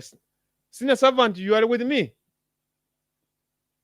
Wala ambao mko single, let us meet saa 6 kamili usiku. Karibu sana. Toka ndasa watu kirete, nimekupatia nafasi. Ngeta kaya moiga nyinane. Alright, sawa. Okay. Let me say like this. Wacha niseme hivi. These people, watu kwanza nisungumzie wanawake. I come to men also. Yes. You get somebody, you know, hakuna mtu yenye anaanzianga from up to 30 moment, sijui anaanzia kutoka sehemu ipi. Unaweza pata kijana anakuja vile wewe sina servant alisema. Imagine, you know, a genuine man mwenye who has worthy. Hawezi akakuja na gari yake and or whatever, akuja kuambia now I want to marry you. because men they know nowadays ladies tunapenda sana, we really love hii mambo na pesa, you know. So mwanaume jeni inaweza kuja kuambia mimi ni CEO wa KCB Bank, anaweza kuja tu hivi na mkokoteni na mmoja na sukuma na kuambia I want to marry you, alafu namwambia excuse me, tena kwanza uoga ndio kuja kwa barabara. Eti unaongelesha nani? Sasa unammezea mate, you don't know umepoteza a good man. Yeah, okay. James Oseko, most of them they high expectations in marriage, they are not patient. Yes, mimi wacha tena leo nivamia wanawake hapa, mwandesi upende usipende, ladies are not patient. You want ukienda kwamba upate everything is there, upate gas iko, upate gas kuka, upate TV, upate PS kwa nyumba, upate DSTV kwa nyumba, wewe upate maid kwa nyumba. You don't want to struggle, you don't want to sweat. Anyway, wale ambao mko single tupatane, hata mimi niko single tupatane saa 6. Sasa hivi tuko kwenye mada why most beautiful ladies are single. Mimi nipatana linki kitambo. Mwani yako ni muhimu. Sina sawa, niambia dakika moja akikuja atanimute mic yake, nitajua kwamba ako na sisi. Amerudi. So what nirudi. Sawa. Okay, vile nilikuwa nishapeana point kama 4 ambazo nilikuwa nimesema kwamba what makes ladies nowadays wasiweze kuoleka. Nikasema number 1, character. Nilisema tabia ni muhimu sana ili uweze kuolewa. Nimesema expectations zao siku hizi ziko juu sana. You expect what you yourself you don't have. Another thing is anger. Hasira iko kwa watu wengi sana siku hizi, ambayo imevunja vitu. Hata ndoa siku hizi zinavunjika kwa sababu ya hasira. Ukiongea tu kitu kidogo hivi inalipuka, inakuwa kitu kubwa sana. So another thing that I want to talk about is heartbreak. Pia kuna watu wengine ambao wamekuwa heartbroken kutoka the previous maybe relationships, lakini inafika sasa anaangalia ni kama hakuna tofauti. Sasa anaona ni kama akijiingisha katika mambo kama hayo tena itaenda kumuumiza sana. So ndio maana unapata watu wengine, mtu alizaa na mtu, huyo mtu akaachana na yeye. Ndio maana umeona there is an increase of single moms in our areas nowadays. Yani wako tu, mtu anasema bora wai yeye aishi tu. So kuna hiyo heartbreak, mtu amekuwa heartbroken mpaka yani hana mahali pa kushikilia, hawezi zikiza mtu. That is another thing. So kitu ingine, there is lack of openness. Unajua wakati during the process ya courtship kuna vitu zingine ambazo zinaweza fanya mtu akaweza akachukia mtu. Ndio maana tunasema ya kwamba unajua kama nikikupatia mfano, kuna msichana fulani alikuwa amempenda jamaa fulani sana na roho yake yote, lakini huyu msichana hakuwa amemuulizia huyu jamaa kuhusu familia yake, hakuwa anataka kujua, yani yale mapenzi yalikuwa yamemfunika kabisa. So lakini unajua ladies wao wakipatana na mtu ikiwa amempenda, they do open up. Wana open up, anaweza kumuelezea kwetu tuko hivi, tuko wasichana fulani, tuko wazazi wangu wako, ama niko na maango, anaanza kuchapia stories za kwao. So sisi wanaume ni unless you give us a leading question, yenye fanya ni kujibu kitu fulani. So huyu msichana ilienda up, wakaingia katika waka-court for like 3 years. Then sasa huyu msichana akakuwa na ball, because now they wanted to take this relationship to another level. So ikafika wakati akiwa karibu 5 months hivi, akasema sasa nataka kupeleka huyu jamaa aweze kuenda nyumbani. So during that time alikuwa na marafiki zake. Before they go home, akapanga na marafiki zake ya kwamba aweze kuwachukua kwao nyumbani. Lakini ilipofikia a time, this lady got a message from a unknown number. Kumbe ilikuwa mwanamke wa huyo jamaa. Unajua huyo jamaa kwa muelezea, lakini you know what the guy said? Mimi hukuwahi niulizia, because singekuelezea kitu yenye ungeniulizia. So if you are not open katika hiyo process, inaweza ikakuumiza pale mbele. So ndo maana tunasema ya kwamba when you going to enter to end relationship yoyote, lazima uwe umeulizia ukajua yale ambayo ni muhimu unataka kujua. Sasa zingine watu wanasema ya kwamba ni kuaibika sijui nini, lakini openness inaweza kukosesha watu ama watu wengi kutoolewa, kwa sababu kuna vitu ambazo inaleta baadaye ambazo zinaweza kukuumiza. Another thing is incompatibleness. People are not compatible. Anaangalia mtu anaona naona siku hizi wanasema huyu si type yangu, it's not my type. So utasema is not my type to when? Umesema is not my type ukiwa 29, umesema is not my type ukiwa 30, ukiwa 32, itafika 40, huyu is not your type, ako na watoto, sasa utaanza kutafuta huyu mwenye is not your type. So incompatibleness nayo imefanya watu wasiweze kuingiana, na even pressure ya marafiki imeleta shida mingi. Wewe unaona kuna mtu ako na kitu fulani, unataka na wewe upate kama huyo, lakini haiwezi kukufikisha kwa hiyo kiwango.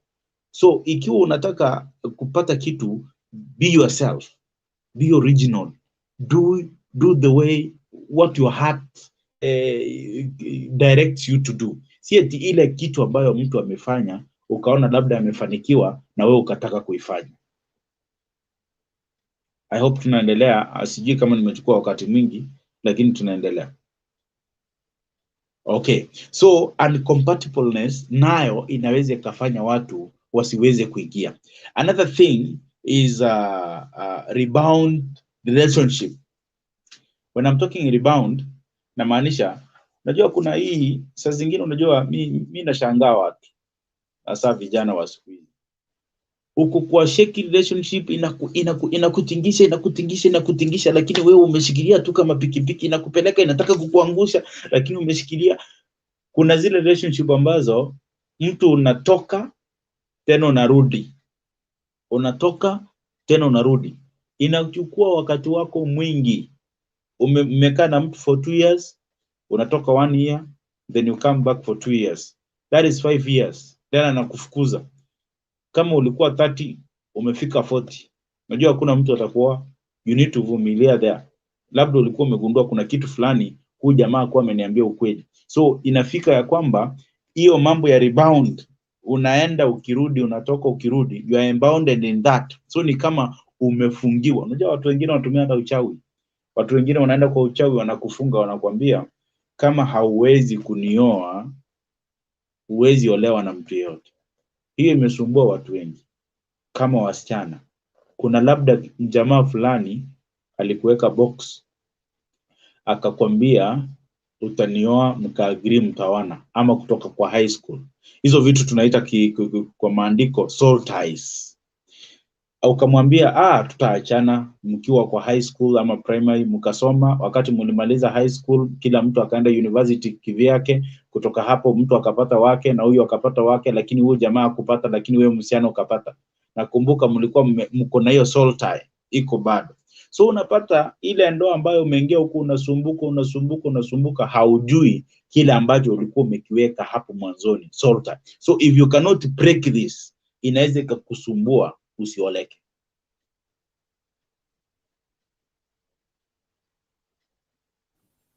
Okay. Alright, asante sana. James Oseko, level of education also inajangia sana. Gethuruti Nyamari. Hi, my dear at finest man, Princess Trisa. Yeah, most of those beautiful girls need to slay queens who can't even make it in marriage. Soft life na sherehe ndio wanataka. You see, huyu ni mwanamke amezungumza. They want soft life. Hawataki ile ya kusweat, hata kukata nyanya uko chikoni. No. They don't want. Karibu sana kwenye Kisi Hot TV. Kupitia kwa njia ya mtandao, kupitia njia ya Facebook, unatupata pale kupitia Kisi Hot TV /FM. If you have not followed us, just follow us. And kupitia kwa YouTube channel, tupate pale Kisi Hot TV. And subscribe to at 50k subscribers. We thank you guys for standing with us. Also tumeanza safari nyingine tena tushikane tu mikono tufikishe 100k subscribers, tuwapige moja kwa moja, msituache nyuma tafadhali, twende mbele mpaka ifike mwisho. Kwani iko nini? Let's do this. Tuko na mada leo ni Thursday. I have some minutes to saa 6 tuweze kuingia, wale ambao mko single for pia wakikosa 30 time tuingia kwa mada pia. So wale ambao mko single and you want to mingle with somebody or you want to get somebody, umekuwa single sana, njoo hapa kwenye show saa 6 kamili.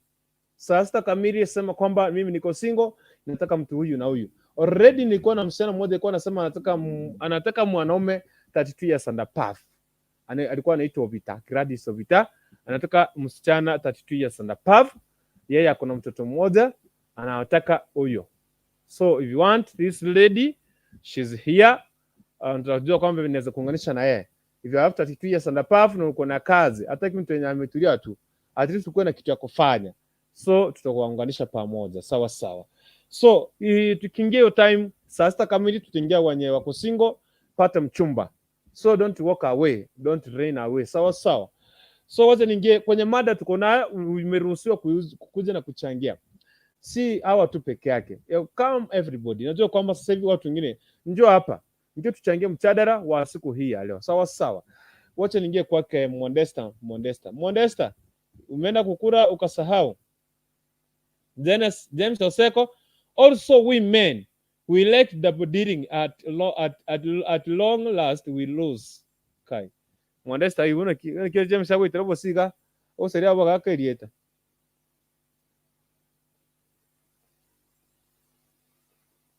Modesta, niko kwako, fungua mic. Mimi ndo nikufungia kweli? Yes.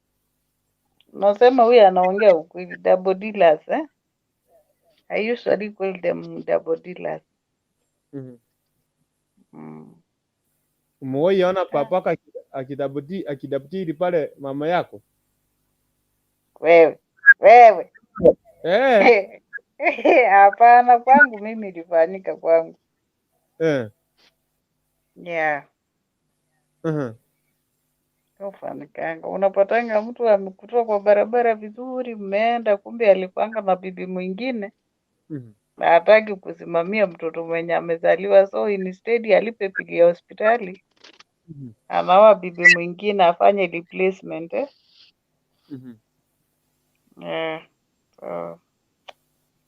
Hiyo nayo inachangianga vitu mingi kwa wasichana. Okay, I want you to tell us what are the failures is the men we fail where? Say why tuna fail sisi wanaume? Hebu ambie, nimekupatia fursa, usiogope kwa mwenye anakupiga mawe. Just yes. Men. Men has many weaknesses. That's what I want you to say. Yeah. One, company yenye wanakaa nayo. Company. There is this thing, wanaendanga wanaambiana ati how the wife is, eh? Sasa unapata mwingine amesema maybe venye bibi yake hako ama afanyi venye anataka. And those guys wanamwambianga bwana, huyo si mwanamke. Kuna wanawake wengi huko nje. So this guy, unajua maneno inaendelea kutengeneza vitu kwa akili. Akikuja kwa nyumba, anaanza tu mkorogo tu kidogo tu. Every second, every minute. Unaanza kukorogana na kuambi shida ni nini.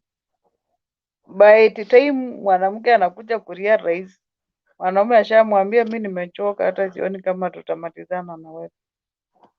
Already ako na mpango ingine huko nje. Haya, second ni kufuata mambo ya wazazi. Even when you know wazazi wako si wao walienda kwa barabara wakaoa huyu msichana ama wakamtongoza. Unafuatilia, mama akikwambia mimi sipendi huyu msichana, baba yako aseme mimi sipendi huyu msichana. Maybe umeoa mwanamke amezaa watoto wasichana, mara wa kwanza ni msichana, wa pili ni msichana. Hapana, ulileta mwanamke mwenye anatuzalia wasichana peke yake. You need to bring another one. Sasa anasema unajua wazazi wamekataa. Mimi sasa naona nitafanya venye wazazi wanafaa. already umebreak huu mtu, ametoka hapo kama ako broken, ameenda kwao. Second, unaoa mwanamke unamweka kwa nyumba Umekaakaa hiyo, hata nishaongea. Umekaakaa umeanza kuanya huko nje, ukuja kwa nyumba, hata hii chakula si tamu. To hell with you, ati chakula si tamu na umekula ya wengine huko nje. Ukitaka maisha mazuri, yani men, you should always know, kama kuna shida mahali, mwambie bana, nataka ukae hivi ukae hivi. Shida yako ni nini? Hey, Collins, nimekuona hapo. Sasa the only way wanaume mtaweza saidia wanawake, and if you need the relationship ina as in like ikwe ngumu, ile imekomaa, both sides you understand each other. Ndio huyu akienda penga hivi, unaona huyu ameregea mahali, wacha nianze kuinua kidogo, nimsimamishe yako imara. Msiachane ati mi nilimuoa nikafikiria nimeoa mtu mzuri, kumbe ni mbaya. Niliolewa nikaona ni mtu mzuri, amenioa kumbe mimi hapa hapana, sitaki. And then this brings you to, kama ni mwanamke utaenda nyumbani kwenu, you have a broken heart hautaka kuolewa tena. Sasa what you'll do ni ukwe na hizo mnasema sponsor. Unasema sasa kama huyu kama wanaume wanadanganya, huyu alidanganya, mwingine atadanganya. Nikuwe na sponsor ananiletea skari, alipia watoto wangu school fees, anilipie rent ya nyumba, mwingine alipie steam. Unaona sasa? Shikilia hapo, narudi kwako. Shikilia hapo, narudi. Everybody, kile sitaki kupitisha. I want to react on what you have said. Hii mna kusema ati mwanaume anaoa bibi wa kwanza wa pili. Kwani kitambo si grandfather kifuatilia alikuwa na bibi watatu. Waliishi wote pamoja. They stay together. Kwani nyinyi shida iko wapi? Kama umeonyesha shamba ndio hii, nyumba ndio hii. Why can't you stay here? Your man muonyeshe penzi, muonyeshe love. Okay. Kwanza Collins asungumuze. Collins Manyara, jambo. Karibu sana. Salama sana, naona kwanza. Mimi naona nawategea kwanza. Wacha nishike network. Tutaongea baadaye. Tuache nione vitu Modesta anaongea hapa hivi sasa hivi. Modesta amekuogopa. I don't know mbona amekuogopa. No, hapana, Kukurikun, let me tell you. Do you know that guy is on another room in this same house I am in? Wacha nitoroke sasa. Usiende hapo. Usiende. Collins usiende tafadhali. Then James Oseko, actually most ladies decide to be alone since we as the head of the family failing our responsibility that makes them to depart. Let me just James, ndio tumezosha wanawake tabia mbaya. Imagine utafute school fees, utafute rent, utafute food, umtafutie nguo, umtafutie everything. Amekaa tu and you want to say that you affect your responsibility. Yani ako pale, she's a parasite. Let her walk out. Atafute pesa, mchanganye, mumfanye kazi. Asikwambie sweetheart chakula. Sweetheart nguo. Sweetheart mtoto mgonjwa. Sweetheart school fees. Sweetheart rent. Sweetheart mamangu ni mgonjwa. Sweetheart unataka kupati. Sweetheart yeye amekaa, mnaenda kazi, amekaa kwa plot, kazi yake ni mshene, ni kupiga mdomo kwa plot, hana kazi ya kufanya, and you want to say that men are faith their responsibility. Hata kama ni zote, tafadhali utafanya vipi jamani? How? Hapa James wacha mchezo. Lakini mwoni yako. Princess Teresa at James Oseko. Yes, most men also want to marry and become narcissistic. Like hataki pipi aende job, hataki you associate with people, yani hukue housewife. James Oseko, why don't you embroider her? Okay, mweni umesema ukweli. James Oseko, also women ilikuwa umesoma hiyo. Yes. You know the reason why again some men they don't want. Hata unajua kuna wanawake wenye wajiheshimu. Wakati tukiambia bibi yako na Monday you are my wife, I don't want you to work. Nataka kukaa hapa ndani. That means you understand your wife. Tapia yenye yako nayo. Kuna wanawake hapa tulikuwa na discuss. Akienda kazi pale kwa kazi. Kazi yake ni kucheka tu na wanaume wa kazi pale. Yaani unaenda tu kwa kazi, ukifika kwa ofisi unaweza kuita mwanaume wa wenyewe sita ati I've missed you baby, leo umedress vizuri. As well as umetoka kwako kwa nyumba, we have seen your wife, you have seen your husband, huku mwambia you look beautiful, ukitoka sasa unatoka umenyamanzia, but ukifika kwa ofisi wa wenyewe ndio nipe hug. You know, these things we normally see hizi vitu ziko. But ukiona mwanaume wako akikwambia usiende kazi, stay at home, anaelewa tabia yako iko fiti. That's why. So kitu karibu sana, but let me bring Collins Manyara. Collins, according to your research, Yes. What makes these young ladies beautiful, plenty one? They don't want to get married. Yeah, what are the reasons? Hao madems, hao warembo, hao mabibi. Ati? Ningependa kusema yes. Sasa unajua wanawake wa siku hizi wanapenda vitu kama madrid na vitu na digital. Yes. Kitu cha kwanza unaweza pata mwanamke anataka chakula. Kwanza hizo vitu zote umesema hapo hivyo ni kama mwanamke anahitaji. Sasa mwanamke anakuona ni wewe sasa boss hapo hivyo kwa nyumba. Hawezi akashughulika na kitu chochote kile ambacho anaweza akaka kwa meza asema leo mzee mimi nimegharamia hiki.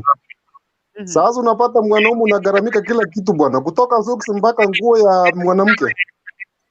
So mwanaume sisi boy child tuko na shida sasa kwa msimu na kwa wakati huu. Lakini wanawake itabidi sasa watuelewe sasa, tuanze kujishughulisha vitu vya nyumba. Sisi wote wawe nao wakijihusisha wao na sisi. Kama mimi nimeenda kazi sasa, kwa mfano unajua nikienda kazi asubuhi narudi jioni. Yes. So itabidi hapa kama hajapata kibarua chochote kile anakaa nyumbani huko, itabidi kila kitu anafanya kwa nyumba. So mi hata nikifanya kazi huko nje nipate pesa na gharamia mambo na school fees na mambo na rent, nitaelewa kwa sababu bibi yangu hana kazi ya kufanya, nitaelewa. Lakini sasa mimi kama mwanaume huwa naamka asubuhi na rudi jioni, kumaanisha nitakuwa napata mshahara. Mimi kama mwanaume ndio nastahili kutumia akili zangu nione bibi mwenye yako kwa nyumba.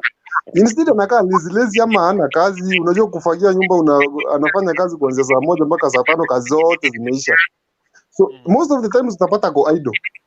So akiwa idle utapata anatumia simu, mara yako kwa mtandao, mara yako kwa TV, kwa remote, mara yako mshene na wamama wa ploti, mara nini. So it's me mwanaume ile mshahara nilipata sasa this month.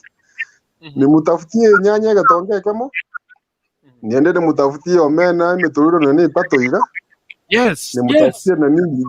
Those things anyakieka hapo nje atakuwa anauza. Sasa na namwambia hivi. Omena umeturudo yamo kama nilinunua 200 anafaa uze 250. Yeah. So this 50 na 50 ya nyanya huko, hiyo profit amepata huko. Akiweka leo 50 ya tuseme akiweka leo 100, kesho 100, kesho kutwa 100. At the end of the day utapata amegharamia kitu kingine, amenipunguzia mzigo fulani. So akinipunguzia mzigo fulani utapata na mimi naendelea kukuja kusave more. Huyu kusave more utapata at the end of the day sasa mimi nimeomoka kiplani. Sisi kama familia kwanza, si wewe, si mimi binafsi, kwa sababu umepata gharama imepungua kidogo. So at the end of the day utapata kwanza ile vitu nilikuwa nalipa rent, nilikuwa nalipa na school fees. Utapata sasa vitu kama rent au akigharamia kwa hiyo nini yake, hiyo kazi yake sasa. Sijui kama unanipata? Nakupata. Sawa. Sasa utapata kwa hiyo yes. So utapata kitu. Yes. Nasema? Yeah. Shikilia hapo. Narudi kwako. Sawa. Okay. Snyder. Niko ready to mingle. Na our peers. Mini Snyder. Ndio kusaidia kidogo. Okay, Mini Snyder. Tupatane saa 6 kamili. Wale ambao watu mko single, let's meet saa 6 kamili. Weka application yako. Kama hakuna application, tunakuwa tunaendelea na mchadara. Sawa. But saa hii tuko kwa mada. So James Snyder, okay, Princess Teresa at James Oseko, I like your reasoning. James Oseko, hata ukimwambia akae kwa nyumba, mbwa mbaya ni mbaya. Princess Teresa, kukulikundu that's ping ni sekiwa. Angela ni omete. Tumeamua kukaa single juu some relationship unaweza pata you are in John the pap test preparing the way for someone who is greater than you. Hey! You kidding me, Angeline? You are making the way. Anyway, karibu sana mama Jennifer, mama the mama even akimtu nakuona pale Rico nakuona. Now let me back to Frederick Joshua. I give everybody like kaina ine. Kama pointi zako hazikuwa zimeisha, tutakuwa unashikilia hapo tena tunarudi kwako, tunarudia pale marudio. So Frederick.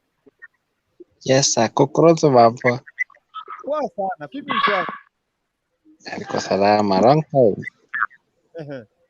Niko poa. Mapotea. Sawa.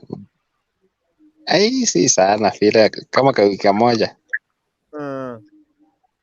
Acha nisalimia hao watu wako hapo na wenye bado hawako nini hapo. Yes. Then naona mko na mchadara mzuri. Yeah. Anyway, hiyo mchadara badini mzuri but naona muuliza mbona wasichana warembo hawajaoleka, si ndio? Yes. But not all. Si wote hawajaoleka, kuna wenye wameoleka na kuna wenye hawajaoleka. That's why umetumia sasa most good. Yes. So unapata wacha nikwambie kurundu. Mi personally mi ukipata demu mrembo hata kuongea na yeye ni shida juu unamuona tu ako display.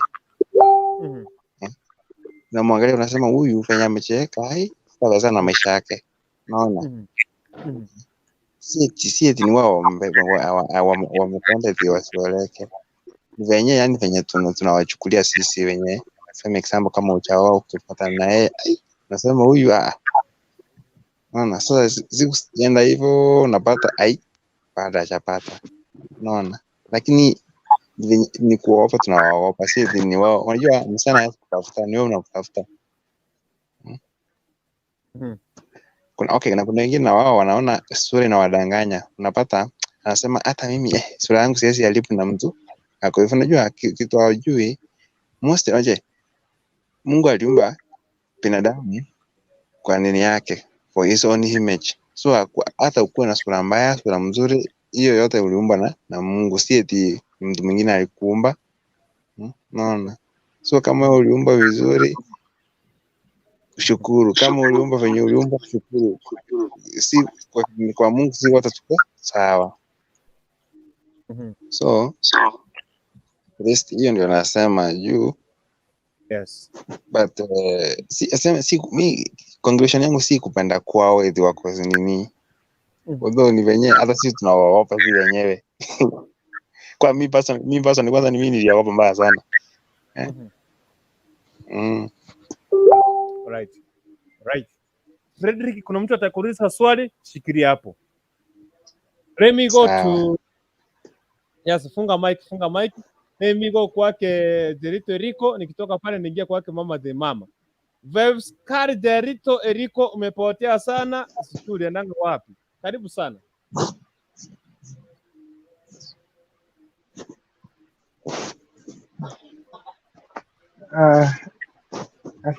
Thank you actually my brother kwa kunipea nafasi.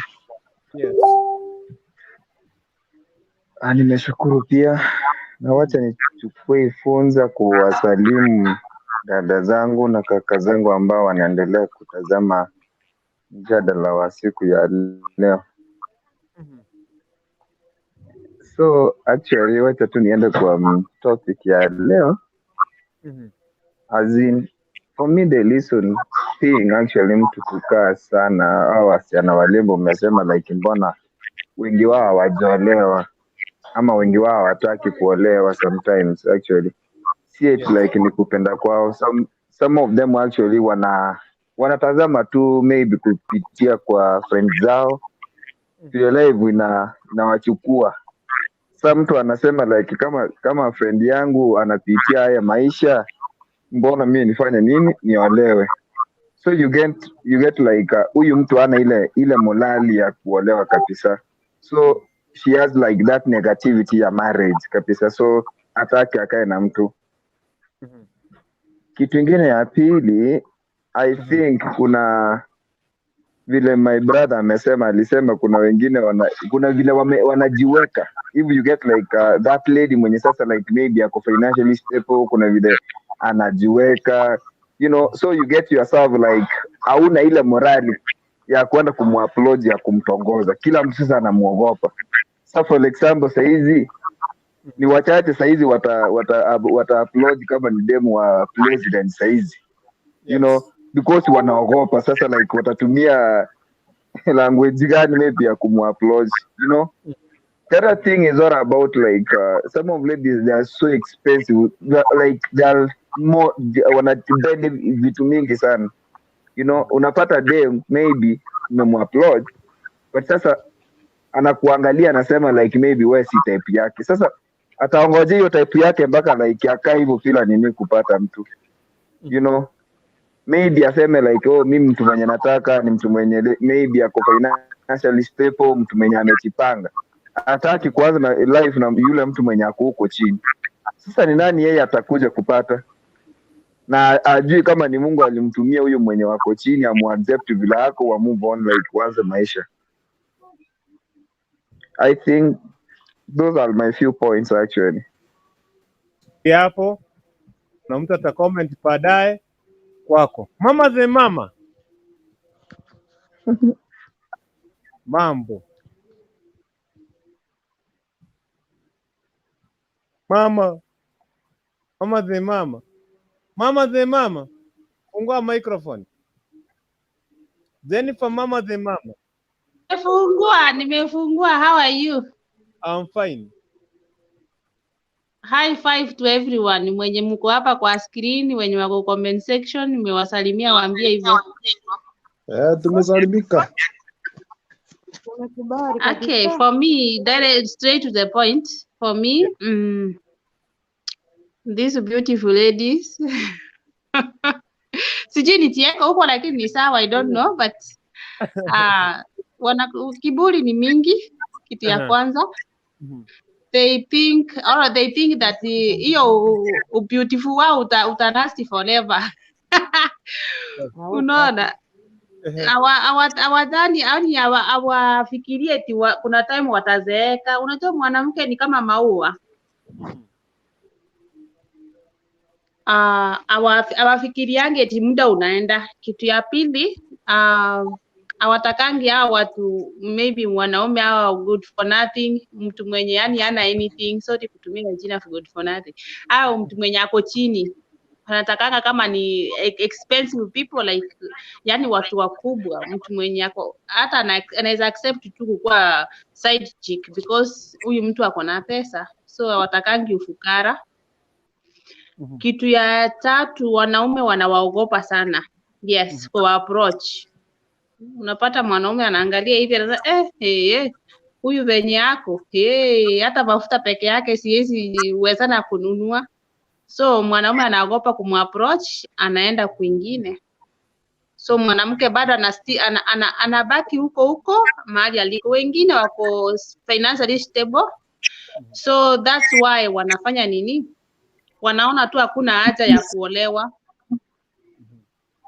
Anakuwa na mpango wa kando huko nje, anapata mtoto. Wengine wanatumia hizi toys hivyo tu na life inasonga. So wengi hawataki kuolewa na yes, hawataki kuolewa sana wao peke yao. They just want to enjoy life, to enjoy a lot of chumas. Yes, they want to test. Yeah.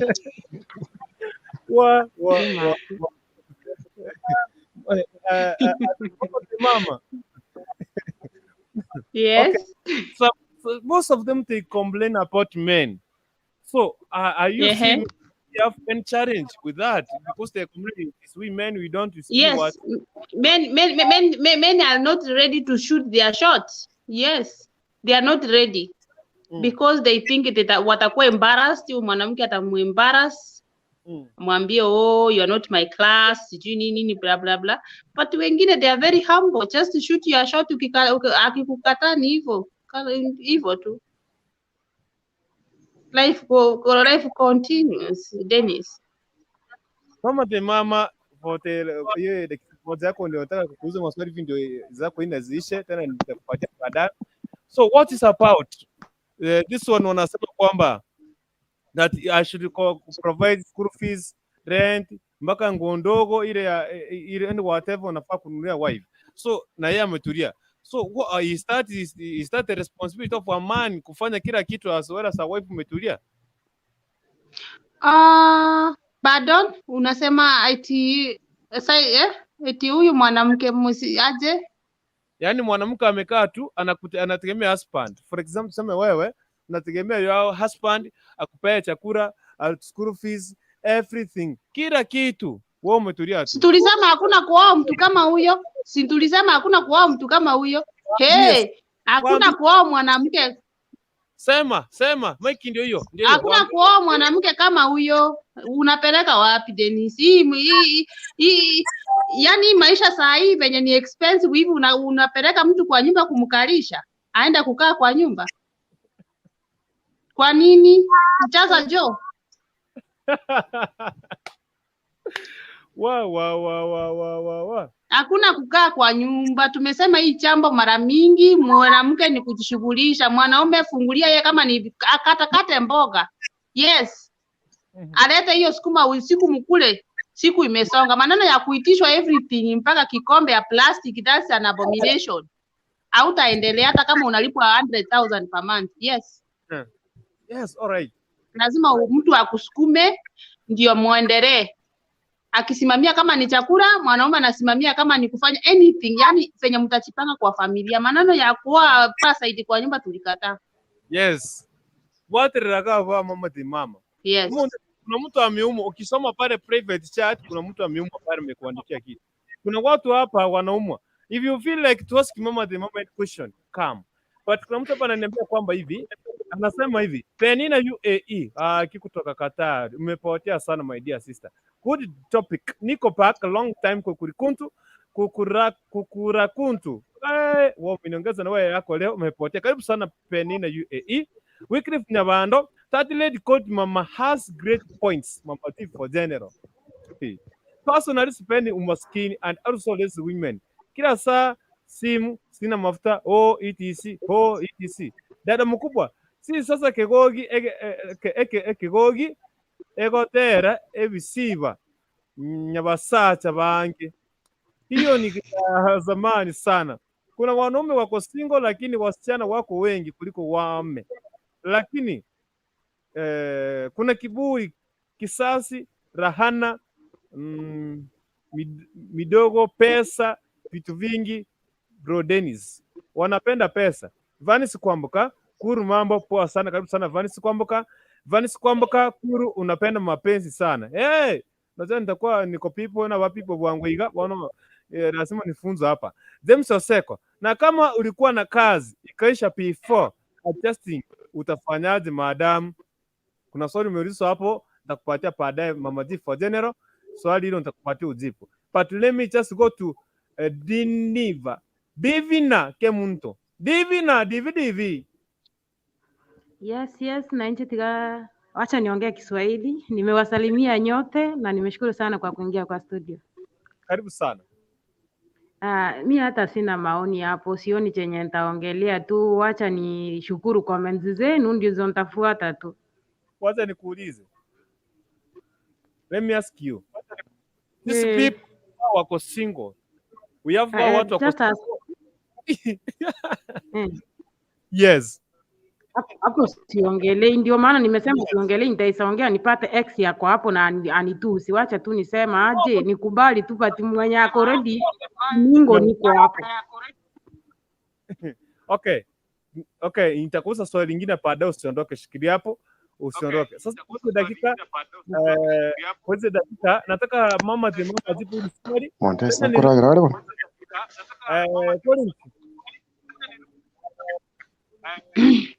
Collins. Yes, Dennis, ulikuwa unasema. Kuna swali kwa hapo before. Yes, ngoja. Okay, nitakuja kwa baadaye. Funga mic. Hello? Nitakuja kwa baadaye hivyo. Mama fungua mic nikwambie. Yes. Swali liko hapa linasema hivi. Na kama alikuwa na kazi ikaisha before adjusting, atafanyaje madamu? Okay, madamu, yani huyo ni mwanamke anaongea hivyo. Anasema hivi, wewe ndiye ameuliza swali, wewe ndiye ameita madam, lakini amesema kwamba mwanamke alikuwa na kazi. Wewe umesema hatutaki kuwa wanawake ambao hawana kazi, hatutaki kuwa maparasite. Sasa ndio amekuuliza hivi. Ikiwa mwanamke alikuwa na kazi ikaisha na alikuwa ameadjust, utafanya aje? Utakataa kumuoa? Okay, Dennis, she's married. They say she's married because sindio. Yes. So when you are married, you have your husband. This man is your best friend, baby. Unamwambia my love, ebu 10,000 hapo, uza mtumba my sister. Wacha kukaa kwa nyumba hivyo. Uza mtumba, ukiendelea kutafuta kazi. Usikaa na hiyo eti wewe umesoma ukagraduate kutoka university, you are sitting over there, you are doing nothing, unaanza kufulia mwanaume nguo eti unamfulia nguo sijui nini. Hiyo nguo unafua sababu ni lazima na ni usafi. Lakini kitu ingine lazima ulete chakula kwa meza, lazima ulete kitu kwa chumvi, kiberiti kwa meza. Yes, hakuna hata bwana yako muongelesha, mwambie my love, ninataka kuuza hata kama ni mitumba ya watoto, anakupea 10,000, unaanza biashara, anakupea 5,000, unaanza kuuza nyanya. At least jioni ukikuja, mnakuja mmechoka nyote. Mnaanza kudiscuss, baby nilipata 1,000. Hapo unaingia chama, hata unaweza ingia chama hata wakati uko na biashara yako kidogo. Si eti unaomba baby nipe 500, kuna chama, kasini yangu anakuja, nipe 200 mnunulie nyama. What is that? That should not happen. Mtu saisi maisha ni ngumu, mwanamke amke ashughulike. Yes, ashughulike, auze nyanya, auze matunda, auze sukuma yenye itamsaidia anunue hata mayai wapike kwa nyumba. Hakuna mtu mwenye anafaa kuegemea mwingine eti marriage is 50-50. You give, I give. We are enjoying together, we are together in this marriage. Wacha niwaambia wanawake, ukiendelea kukaa eti unakaa tu hivi nde kwa nyumba, mwanaume atakudharau. Yes, atakudharau. Kama unataka heshima, jishughulishe. Yes. Alright, asante sana. Okay, anaitwa Mama G for General, leo anajiita Jennifer Kirbo, Facebook. Sana Mama G for General. Wote raga bugo. Kuna mtu hapa anaitwa nani? Wacha nisome comment before niende kwake. Modesta ni kuona pale. Collins na kuona nakuja kwako. Nani ameenda? Kuna mtu anaitwa Vanis anasema kwamba mimi ya mzee nikinunua kila kitu juu wanapeleka pesa mingi kwa X sana. Okay. Dada mkubwa, ndio kuna makosa. Kuna mengine yanahitaji kuvumilia na kunayo unazidiwa. Kuvumilia, mimi nasema hivyo. Anaitwa Patrick Mshiri, Pius umepotea sana, Team Central. Umenipotea sana mtu wangu. Gani? Okay. General Kokorikuntu, Kisi Hot TV and lovely fans, Patrick Mshiri channel. Salute to you. Let's subscribe guys. Karibu sana Patrick, umepotea sana. Vanis Kwamboka ga kimogokora na mapenzi na hamwezani ni midomo tu. Umesikia Jennifer? Amesikia hata hamwezani tu ni midomo tu kae. Vanis Kwamboka, mama wacha kusema ukweli. James Oseko. Remember we are at different levels. Some men don't give 35k ama 10k. Yaani wewe unasema sisi ndio tuko wabaya. Fanisi kwamba wako wapi wanaume wa kuoa? Mtuambie hao ni eat and run. Obe. Mwandasta ira nagochaga rudi hapa. Ati hit and run. Ati hawa ni hit and run. Geturuti nyamari kurutu na kwani ile omwanje gono rojo gose. Anyway, nimerudi hapa sasa hivi saa 6 at least. Nilikuwa nimewa promise saa 6 kamili wale wako single start making applications. Ready to mingle, make applications sasa hivi hapo. Njoo hapa na link, make application sawa. Make application. But meanwhile tunaendelea na mchadara until we get somebody who's making an application. Sawa. Patrick Mushini niko rada sana, ni muhindi wa kwetu, anatusumbuanga sana. Probably a racist. Wow.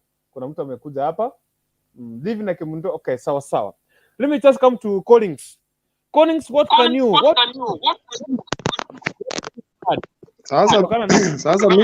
Sasa mimi kuna huyo kwanza mwenye anauliza where are the men to marry. Mimi niko hapa hivi kwanza, anaweza kuja. Ati zita and run. Hakuna wa kuita and run hapa hivi. Kwanza mimi kwa upande wangu nikipata mwanamke mwenye ako busy bana. Unajua mwanamke unastahili kujishughulisha na kuwa busy. Mwanamke unastahili kuwa lazy, utaachwa na utabaki ukijioa. Sawa. Alafu kuna kitu kingine hapo nilipata mtu anauliza ati ulikuwa kazi imeisha hauna kazi. Hauna kazi nyingine ya kufanya. Unajua kama ulikuwa kazi na uko serious niyo kazi yako alafu kazi kuishie, hautakuja kubaki ukiwa idle. Kwa sababu ulikuwa busy na kazi yako, utajishughulisha at least upate kitu ya kukimu maisha yako. Sasa mimi ningependa kusema hii wanawake ambao unapata wako warembo na hawajaolewa. Shida mimi kwa upande wangu ningependa kusema unapata wanawake kwa warembo kwanza unapata they are very beautiful, lakini sababu yao ya kutolewa. Kwa mfano sasa upate kama mtu kama mimi sasa hivi asla hivi sasa nipata ati nakatia DM juu ya William Ruto. Unajua sasa kwanza kuna kale ka uoga. Sasa unashangaa nitafikaje huko? Haya, hii warembo supu unapata sasa hata ukimuita umuelezee shida zako ni gani anajifanya sasa yani anakuavoid au kuombi yani ngatakuroji onya kunguzira mate. Sasa unajua hapo hivi utamwacha tu hivyo. So utapata miaka imezidi ameenda kukunja uso ndio anatafuta ati amaanza kuandika kwa mitandao hapo hivi amsingo and searching what na wakati ule nikimsimamisha barabarani huko alikuwa anapita tu. Hiyo sababu nyingine. Sababu nyingine ni ile. Sababu nyingine ni ile utaongea tu wewe. Sababu nyingine ni ile unapata bana wewe ni mrembo sana unatembea na brother yako. Sasa mimi niende kukukatia brother yako ananiangalia na macho mengine sasa nashangaa. Huyu sasa ni bwanake ni boyfriend wako. Sasa shida ni gani hapa? Jaribu kutembea na watu wenye tunaweza kuapproach ndipo sasa tupate that chance ya kukuoa. Haya. Sasa mimi ukiolewa unajua wanawake wengine hawapendi kazi. Kwa mfano upate mimi sasa nafanya kazi na mrembo bibi yangu anafanya kazi. Unajua kuna kazi mimi kama Collins Manyara sita bibi yangu afanye hiyo kazi. Kazi kama gani? Upate bibi yangu anafanya kazi ya mjengo, kazi ya junior power so, kazi junior ile kazi ukikuja jioni umechoka na mimi nimechoka hadi tunalala tu. Sasa tunajirusha tu kwa hata hakuna kufunga mlango unaweza lala ukiacha mlango wazi. So bibi anastahili kufanya kazi light tu kama hajapata ya serikali lazima afanye kazi yenye by saa 10 umefunga kazi umerudi nyumbani umeoga umeandaa. Mimi nikikuja jioni sasa napata chakula kiko ready. Sasa kwa hayo machache na mengi ningependa kuachia hapo hivyo na Modesta sio yako jikoni anakula na vipi? Unajua Modesta anakula huko. Collins anakuja hapa. Collins tena usiende. Kwa round 3. Sawa na mnitafutie bibi bwana. Hiyo nataka kurudi kwa. So what nisema hivi. Funga mic kwanza kwa hivyo. Narudi round 3 kwake Collins. Akina Vanis angalia vizuri, akina Ovita angalia vizuri muone kwamba Collins mnaweza ingiana. Mimi kama hiya we say hatuna chuki bana. Mimi sina chuki. We give free and fair. We give free and fair. Hata Mama G for general kwa hapa. Okay, before I go to Modesta kina Mama G for general, Vebska Rika kwa hapa before nimpe. Kwa nisome comment ndio niingie hiyo side. anaitwa mama what? Anaitwa dada mkubwa. Wote nianze hapa. Vanis Kwamboka, mimi nataka kuru. Mimi nilioreka jana bana. Patrick Mushiri, etikujua. Vanis Kwamboka. Kwanza Collins wewe na kuona ni iti anderani. Aye. Kwamboka tafadhali mwana ule mtoka hakuna tusikiine. Wacha kuwalipia wengine, hii kijana ni mzuri sana. The next minute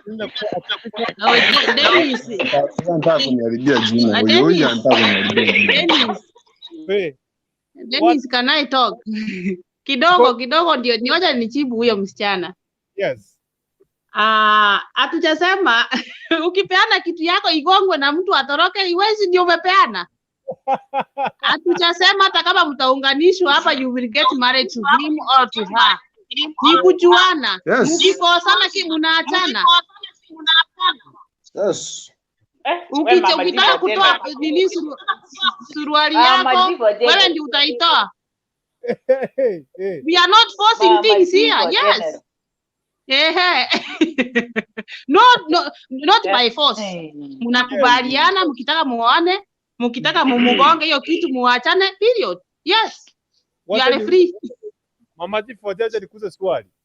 Hao wana hit and run. Kwani mwanaume alikukosa? Yaani inamaanisha ni ile eti anakula anatoroka. Yes, ndio maana wanasema hit and run. But I think hii ni kitu ya kuongea. Kifika mahali unatolea mwanaume suruali. Yaani utakwama huko. Swali. Kidogo tuko. Mama Tifu wacha nikuze swali. Upatie mtu nyama aende kuchoma nyama. Haijaiva utakula. That is it. Yani you take something that you feel like you will take it. So ya hit and run kama umeachwa, next step unasema next customer. Yes. Nyama ilikuwa hakuna kulazimisha mtu. Na customer wanakuja, unaona customer busy kai. Customer busy ndio ananunua vitu. Sikiria hapo.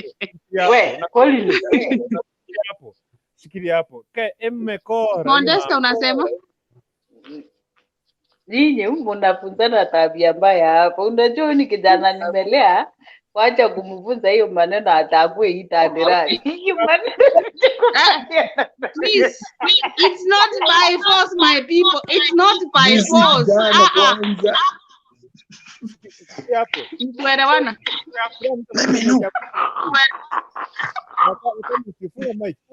Well, good. What's in some comment? I can make all our name and instead migosi 254. Okay, anyway, karibu sana gesho nakuwa napenda karibu sana. Na watu nisome comment nikimbie kwake Mekora and then tuende kwake geti tuna rotate round. Tuna rotate round. Kuna mtu hapa anasema kwamba Collins wewe eat and run just like mkwa wanawake aki wanawake wako. Yes, if you want someone come and say. Dada mkubwa wasichana wa sasa akiangalia kio anajiona wa kwanza kujifuna. Okay. Mary Mweni at Wycliffe. Inapiti utoe pesa kwa huyo ni mpenzi wako. Asante sana. Mary Mweni at Wycliffe, inapiti utoe pesa kwa huyo ni mpenzi wako. Gratis Sobita wewe Collins unachoma. Vanis Kwamboka, kila mtu akona urembo wake. Hakuna wazuri wabaya. Snyder fans mofa network yangu inasumbua. Please let me follow up. Karibu sana. James Oseko, I have seen men dwell more on ladies. What about men who are single? Tunakuja hapo. Mtu anaitwa Gladys Sobita.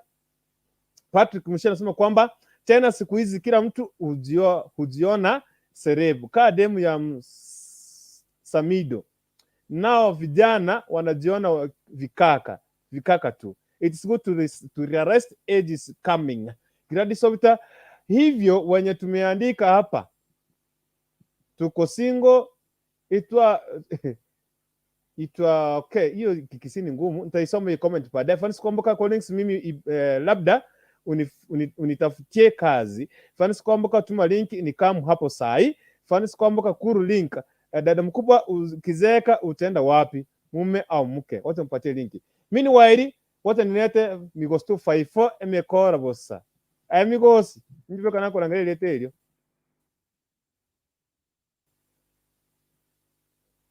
Jambo.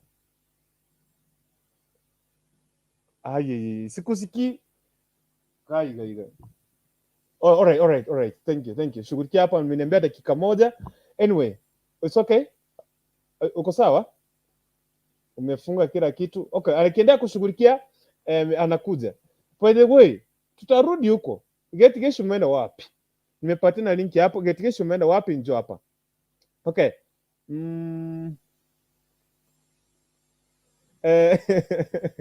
Okay, wale watu wako single akina Collins wa Manyara is single, not she. He is single and is where get to mingle. Wacha mimi nitoke. Niko na interview mahali, wacha nitoke, tutaonana ya kesho. Sasa wewe unganisha watu wapate, na nimewaambia penye kuko. It's not by force. Ni kuelewana. Ukipeana ikigongwa akitoroka ni sawa. Songa mbele kama injili. Yes. Tena pene kwingine. Songa, wewe ndio umekubali kupeana. Peana akigonga akichoka, songa mbele. Yes. All right. But we wish you all the best. Okay. Get nyamari. Okay, watu wanaenda wapi? Migos 254 emekora kuja. Get nyamari, I'm single but ready to mingle. Dada mkubwa wasichana wa miaka 70 umuite mama atakunyonga akuanda 18 always. Mungu anajua tu. Huwa eti msichana mwanamke akona miaka 70 umuite ati wewe ni mama atakunyonga. Anyway, Collins ako single is ready to mingle. Website yetu tarika kwa hapa. Modesta kwa hapa ni au Modesta na website. Collins ziko sasa hizi. Niko sasa hivi. Time inakuja. Sitapata mtu anasema kwamba sitapata mtu anaweka application. But this time sasa niko nasema kwamba anapatia opportunity ya wale watu ambao wanataka kuwa people, you want to mingle with somebody, hata kama akumbari. Sasa tulete hapa namba, nita hook up na yeye. Nilikuwa na ngoja hapa 254 migos 254. Ulienda wapi tafadhali? Getikesha amekuja hapa karibu sana. But doesn't mean say this. Wakati ukiona mwanaume amegusa na ametoroka, wacha nikuulize hata kama wewe Modesta upe mtu nyama aende kuchoma, alafu alete nyama jeiva, tena kesho utampea arudie kuchoma hiyo nyama? Akwenda na ukapotea aenda alale na ng'ombe.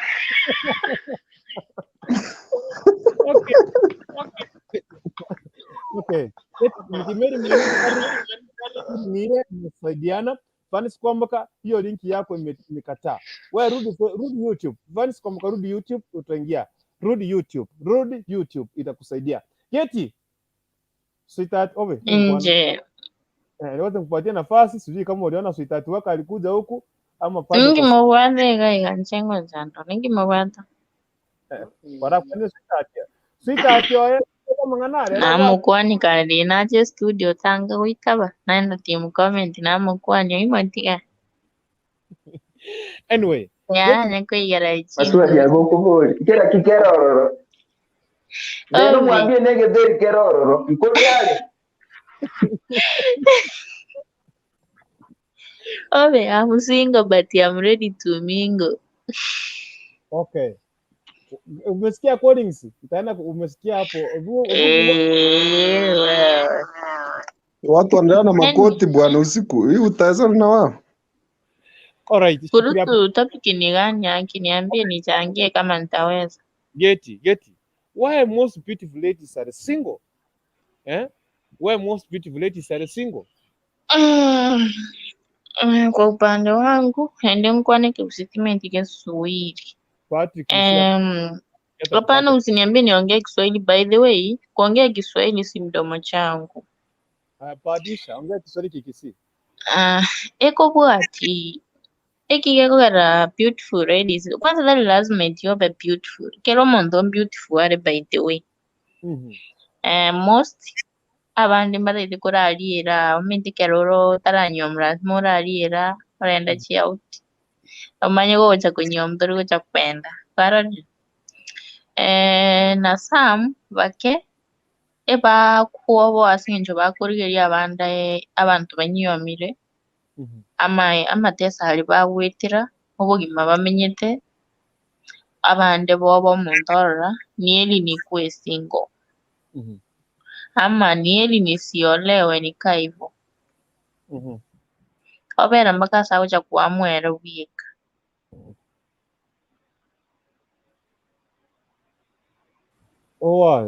What? Okay. Geti. nje What men wanaferi wapi? Because unasikia wao wanasema kwamba anyway kwa men men some of them huwa wanadanganya, yani hata kuoe si wote wako 100%.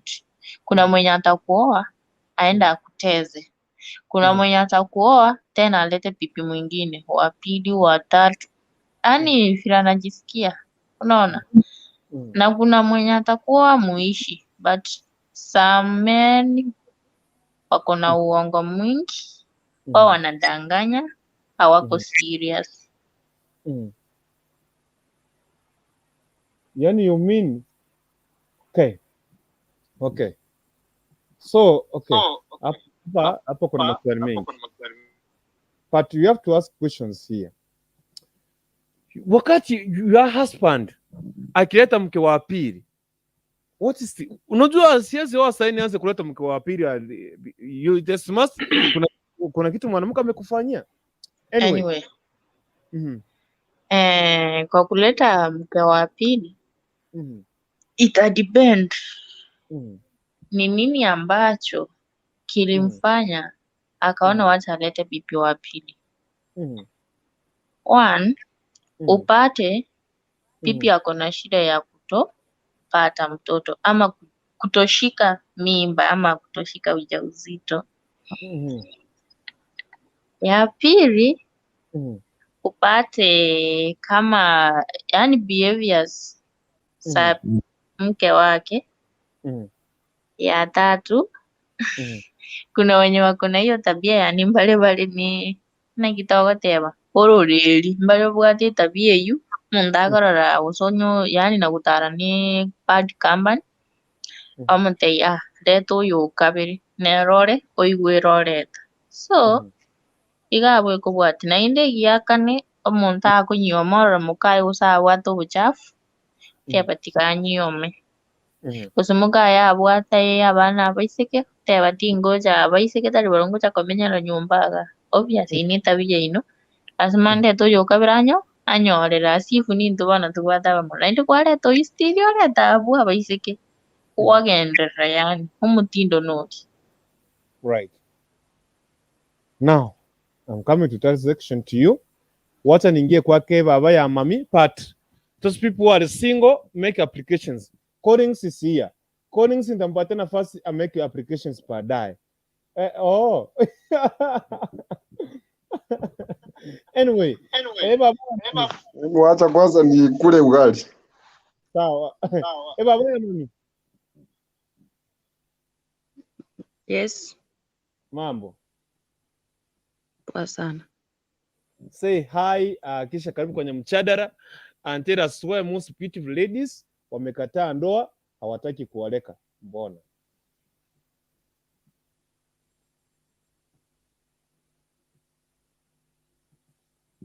Karibu sana. Okay. Hi. Hi. Waiririga. Waiririga. Ntuma tembali materi ogiri asirira ya kugera. Chitora ni chinganzu.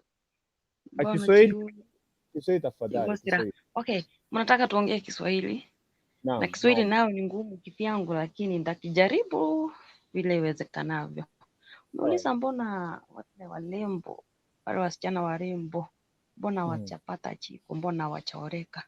You know, hawa wasichana warembo, according to my venye naonanga, Hawa wasichana warembo, they have some weaknesses. First, urembo wao unawadanganya. Na kuna wale wanaume ambao hawapendangi gharama sana. Namba moja, mrembo umempenda vizuri sana. Lakini kumbuka hivi, kitu cha kwanza, mrembo utakapomkaribisha na utakaposema ni mke wako na utamuoa, umempenda vile hako. One, kuna vile ambavyo huwa yeye mwenyewe huonekana. Mavazi zake huwa zinakanga different from others. Number two, kura kwake kuna kwanga different from others. Number four, kutembea kwake kuna kwanga different kutoka kwa watu wengine. Sasa ukichanganya haya mambo yote na kuna mengineo, unapata huyu mwanaume mwenye amependa huyu msichana ana uwezo wa kuwa huyu msichana, kwa maana ya yale mahitaji ambayo atakuwa nayo. Unajua hiyo ni gharama kwa nyumba. Utaacha kukula, namba moja, mufize vizuri. Utaacha kukula, namba mbili, kama unaona hao warembo wanapendanga mambo inaitwa ni matua. Ni matuarist. Aisha katulia bali pamoja. Tuseme kwa mwezi, yeye anasikia tu mpaka lazima iwe ni lazima. Kama alikuwa ni Nairobi, anasikia kumove kutoka Nairobi kwenda wapi? Kwenda Mombasa. So na huyu mwanaume seme kama alikuwa ni mtu mwenye ako jobless, ana job, ako kwa nyumba, maybe anaenda tu anahazo, anajuna kahawa yake kidogo, anaenda anauza huko, alafu anapata hata 10 yake, afanya nini? Anunua hata maji kwa nyumba. So huyu mwanaume anamtoroka huyu mrembo juu ana uwezo, na unaona hizi pesa, yani unaona mahitaji yake iko wapi? Iko juu. Tena ukiangalia huyu mrembo sana, kuna ile shida ambao wanakuanga nao. Hawasimamiangi mwanaume mmoja.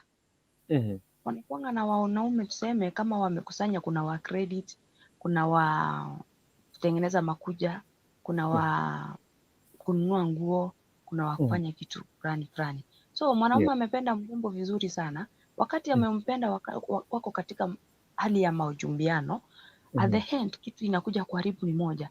Napata mrembo wako na yeye vizuri ndio, lakini hata ingawa wako na yeye, hii simu yake akiendelea kuibeba, unaona zile makuja zake zinameremeta vizuri sana. Anafanya mambo mengine hata ingawa wako na huyu mwenye wanaendelea kujumbiana.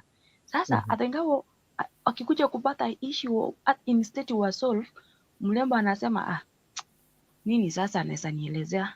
Kama nani anaweza sponsor mimi kunilipia nyumba, anaweza nipea kila kitu, kwani wewe ni mwanaume gani? So anaona tu huyu mwanaume atosi mboga, atosi chochote maishani mwake. Ni heli ya move, then afanye vitu zake. Ameja mwanaume na maujungu. Sasa hizi ndio tunasema mrembo anaendelea akienda akitafuta akitafuta mume ambaye atakapopenda ampende vile alivyo. Anapata hakuna mwanaume mwenye anaweza mpenda kama venye hako. Ona mahitaji yake venye iko, ona vituko ambazo anazozifanya. Hata wakizaa mtoto, sioni kama huyu mrembo ataweza saa mtoto akalee vile wamama wengine watazalea. Unaona? So ndio maana wasichana warembo wameachwa vile walivyo, kila mtu ana keep distance. Maybe kama anaweza pendwa, anaweza pendwa kwa ile njia ya kutumikwa na kuachwa vile hapo. Na ukumbuke hawa wasichana warembo wengi wakishaingia kwa ndoa, wakiamua kabisa wameingia kwa ndoa, kuna zile mambo ambazo wamefanya kuna zile mambo zenye wamefanya mpaka imefika mahali Mungu amekazirika na wao. Kitu cha kwanza, mrembo hataki kupata mimba, hataki kuzaa. Unaona? Mrembo wakati atakapopata kama ni mwanaume, wakati wanaendelea hali ya majumbiano, yeye kitu kile chenye kiko kwa akili yake ni sex. Unaona? Sex. Sasa mtu kama huyu kama amefikiria mambo ya sex, surely deno rukundu. Kama kuna mambo ya sex kwa kichwa, unaweza niambia huyu mtu hata mkikutana na yeye mnesanara na yeye na atoke huko aenda katulie. Lazima akifika huko, lazima atafika huko arudi na akaende akatumie mambo ya madawa. Maybe ama wameweka hizi mambo ya naitwa ni family planning. Mtu ameweka sijui ni miaka ngapi, miaka 5, amezuia uzazi azizae. Binary wakati atakuja kutoa hiki kitu chenye alikuwa amejiwekea yeye mwenyewe, akianza kuamua eti anataka mtoto, Mungu naye ni nani? Unajua Mungu haji wacha wake. Zile vitu zenye unaomba zile ndio Mungu anafanya nini? Anakupea. Wewe ulikuwa unaomba usipate mtoto na Mungu atakuajilia vile ulikuwa unaomba. Ni hili ungeacha hizi vitu zenye ulikuwa unatumia madawa ya kuzuia uzazi uje kutumia wakati unaona tu uko kwa familia yako. Sasa hayo ndio nilikuwa nayo, mlifanya nikaamuka mahali nilikuwa. Kitu chenye ningeambia vijana, before you get married, just know yourself. Wewe ni nani na unataka nini kwa ndoa yako. Usitake ulembo na ulembo ambao hautakupeleka mahali popote. Know yourself and know mtu mwenye unataka katika maisha yako. Hiyo ndio ndoa na ndoa takatifu. All right. Eva abaya mami. But what in some hapa anaitwa Patrick Mshira anasema hivi. Patrick Mshira anasema hivi. Kwani hizi vitu hazihitaji huruma, zimekuwa za kugongwa tu. Inavyosikia dunia kwisha pole pole. Patrick Mshira, ndoa ni tamu sana. Unaamka ukijua mtu ni wako na hakuna kujisuku. Asubuhi etumeitia miba kimakosa. Yaani freedom na utamu ya mapenzi. Yaani uko na freedom. Fanisi kwamba good night mapema sana. Modesta Mount, good night guys, bye. We, mmena utatualika harusi. Okay. Patrick Mshiri, kuna mwanadada, kuna mdada in preparations of her marriage. Alisema msikatae kupeana conduct wanadada. Mkiitishwa na ma single boys hujui party yako. Mtazungumzia baadaye. Dada mkubwa, mimi nauliza kando na topic. Mume au mke umefiwa mtu wako. Sasa wewe ni Mkristo.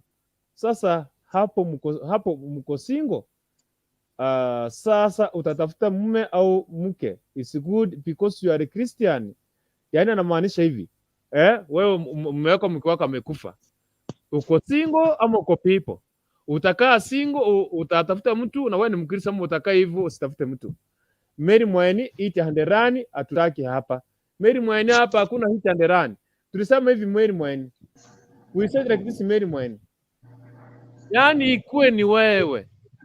Ulipea mtu nyama aenda achome. Ulikuwa na tamaa ya kukula nyama. Safu akuletee nyama iko maji taiva.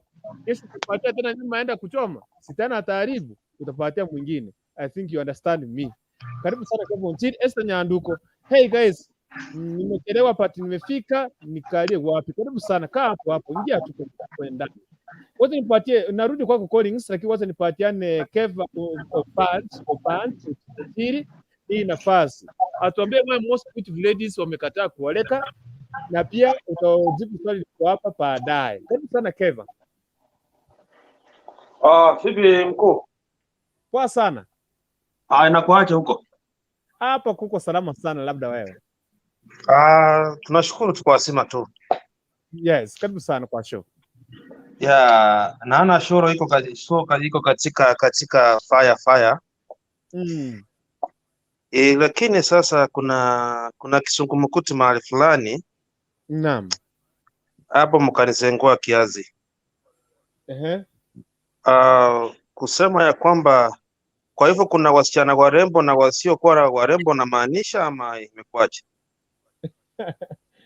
Hapo ndio umenifungua. Kuna wale ambao wamefanikiwa tu kuwa warembo, wanatumia wamejipamba. Okay, kwa mfano wanaitwa Maslay Queen. Kwa mfano kuna Maslay Queen na wao wengine wanaitwa wa kienyeji. So wasungumzia ambao wamejipodoa sana, wamekuwa warembo zaidi. Soft touch. Okay.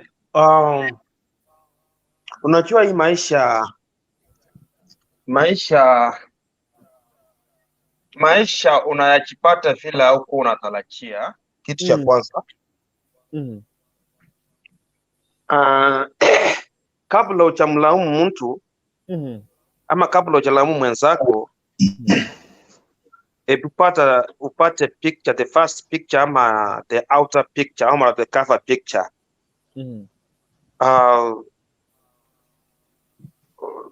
Pengine utaweza sema ya kwamba huyu mlembo kama hajaoleka ama hajaolewa, pengine ako na kasolo.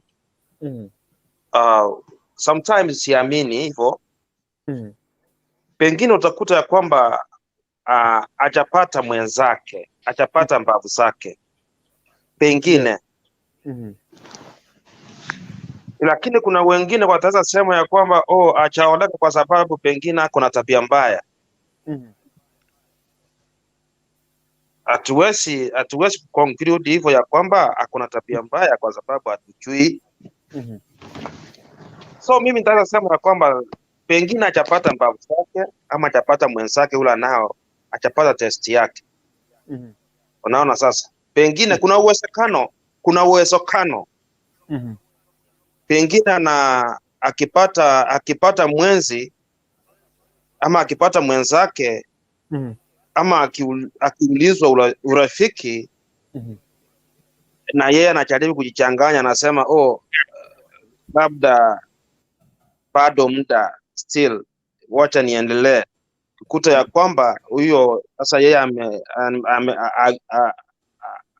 atamruka aseme ya kwamba kama kuna ile lugha tunatumia ya kwamba kama amenilingia, wacha nitafute huyo ako tayari. Unaona sasa? So kuna uwezekano kama design hiyo inaendelea, unakuta ya kwamba pengine msichana amekosa bahati yake ile nimekuja mara ya kwanza, kuta ya kwamba ameponea design hiyo. Yes. So naona nitaweza sema hapo, nifikishie hapo. Labda kama kuna swali. Kuna swali hapa.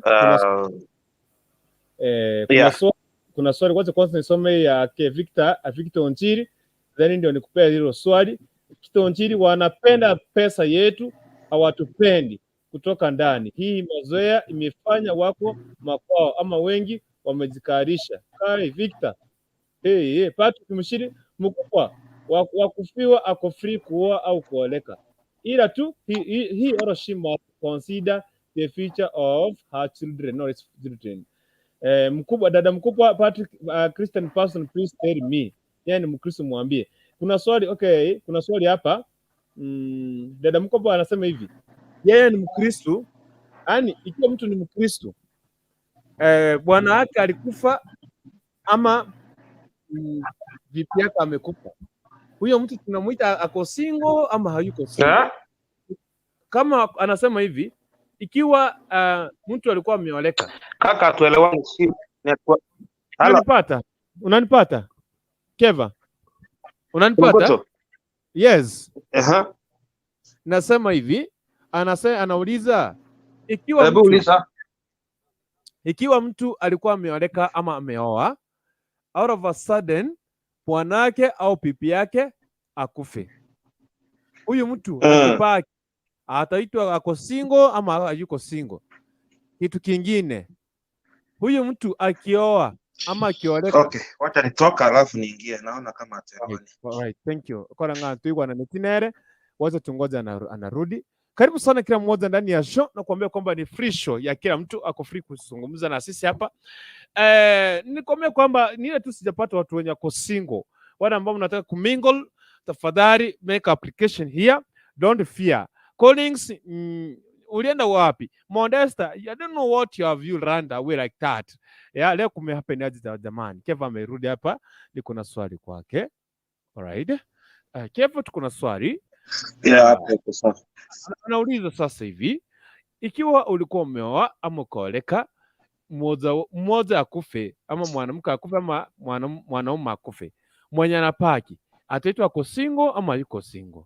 Swali la pili kwa hilo, huyu mtu akiamua kuoa ama kuoleka na yeye ni Mkristo, kuna makosa pale ama hakuna makosa?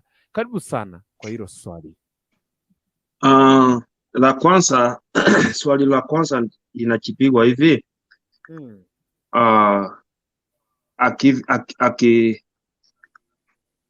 Mwenzake akiva kama ni iwi ni samani anaitwa widogwa, mwanamke anaitwa widow. So sioni kama single inaingilia wapi. Akienda kuoa anasema ya kwamba nilikuwa nimeoa, mimi ni hawezi kuwa single. Okay, sijui nini ina qualify uitwe single, but sioni akiwa single kwa sababu alishaoa. Sasa akishaoa, jina lizuri linalotumika na kama ni mwanamume anasema yeye ni widower. Kama ni mama anasema mimi ni widow. Those are the best names we can use when you introduce yourself. Yes. La pili hilo umeuliza ya kwamba kuoa unajua hapa sasa ni maamuzi ya mtu. Akioa ni sawa, asipooa sasa hapo ni yeye ndio ataamua. Hakuna dhambi amefanya ama hakuna akioa asioe. Iko sawa, hakuna sheria amefunja ama Yes. Yeah. Ataoa, yeye ataona aoe ama aolewe ama aoleke, so both ways. Yeah. Maamuzi ni yake. Yeah. We have talked about ladies, the failures ya wanawake. So labda wanaume wao wako na failure, wako na shida mahali, ndio maana hawataki kuoa. Alafu umwana we na wao balance right. Hello? Nasema hivi, wanaume wao wako na tatizo ipi? Wako na shida ipi? Labda ama ni wanawake pekee yake wako na shida? Hello? Yes, unanipata? Yeah, nimekupata hapo. Ulikuwa unauliza? Nauliza hivi, tumelaumu sana wanawake. Labda wanaume wao ndio wamefeli kuweza wanaume walifeli wapi wao wanaume? Kwa kuoa. Unajua most men ni chokers. Wengi wanajaribu unajua some men hawataki responsibilities. Pengine hizo ndio wana alafu umwana we na umenyenere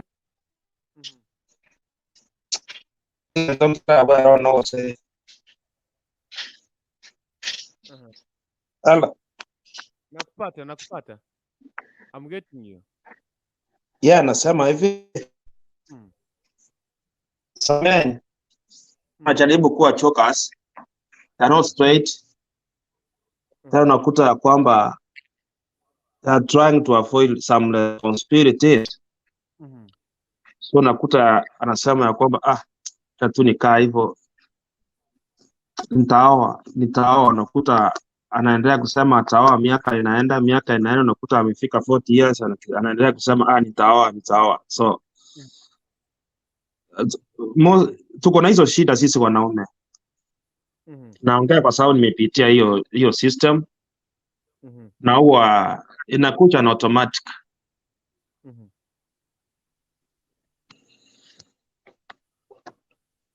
It's yeah, I agree with you. Lakini unajua, it is because unajua vijana, you see the expenses of these ladies, the way she want to be maintained, she want to be yani akwe tu mtakatifu, akwe yani, that's what makes men to fear. Si mnakuja mfanye kazi pamoja. Najua sasa mtu akioleka maisha yanabadilika, hawezi kaa vile alikuwa anakaa kwao. Pengine unasema ya kwamba maisha yanakuja mpige chenga kiasi. Akija kama umemuoa, ile design ameukuta nayo, wewe it's your high time to change it or to make it worse. Yes. Unaona sasa? Kama mimi mwanaume si kuwa na chikakamua kufanya kazi, kama mwanamke unaniambia hapa inastahili tufanye hivi na hivi, kwa sababu the next 1 year pengine tumebarikiwa na mtoto, atakula nini? So mpaka tuchangamke wote. Kama mimi mwanaume nilikuwa naamka asubuhi natembelea marafiki zangu, sasa hiyo ninakatisha, kwa sababu now I'm busy, I have to work for the family. Yes. Kama huyu dada yeye alikuwa anaamka asubuhi anaenda huko anatembea huko, kutembea tu hivi, hiyo mpaka yeye asema ya kwamba sasa nimeingia a different institution, hii nakatisha, kwa sababu sasa I'm in a new family whereby it's a responsibility. And the responsibility you have to make it to be successful. Because 2 to 3 days kama ni mwanamke ataanza kuitisha chakula tofauti. Kama alikuwa anakula githeri, sasa hata kula githeri itakuwa inamnukia itaki. So you have to, at least you have to make yourself to be somewhere to make money. Yes. Yeah. So hiyo ndio nitaweza sema kaka. Okay. Yes. Yeah. You know, we are just educating here. Of course, we're discussing again. Yeah.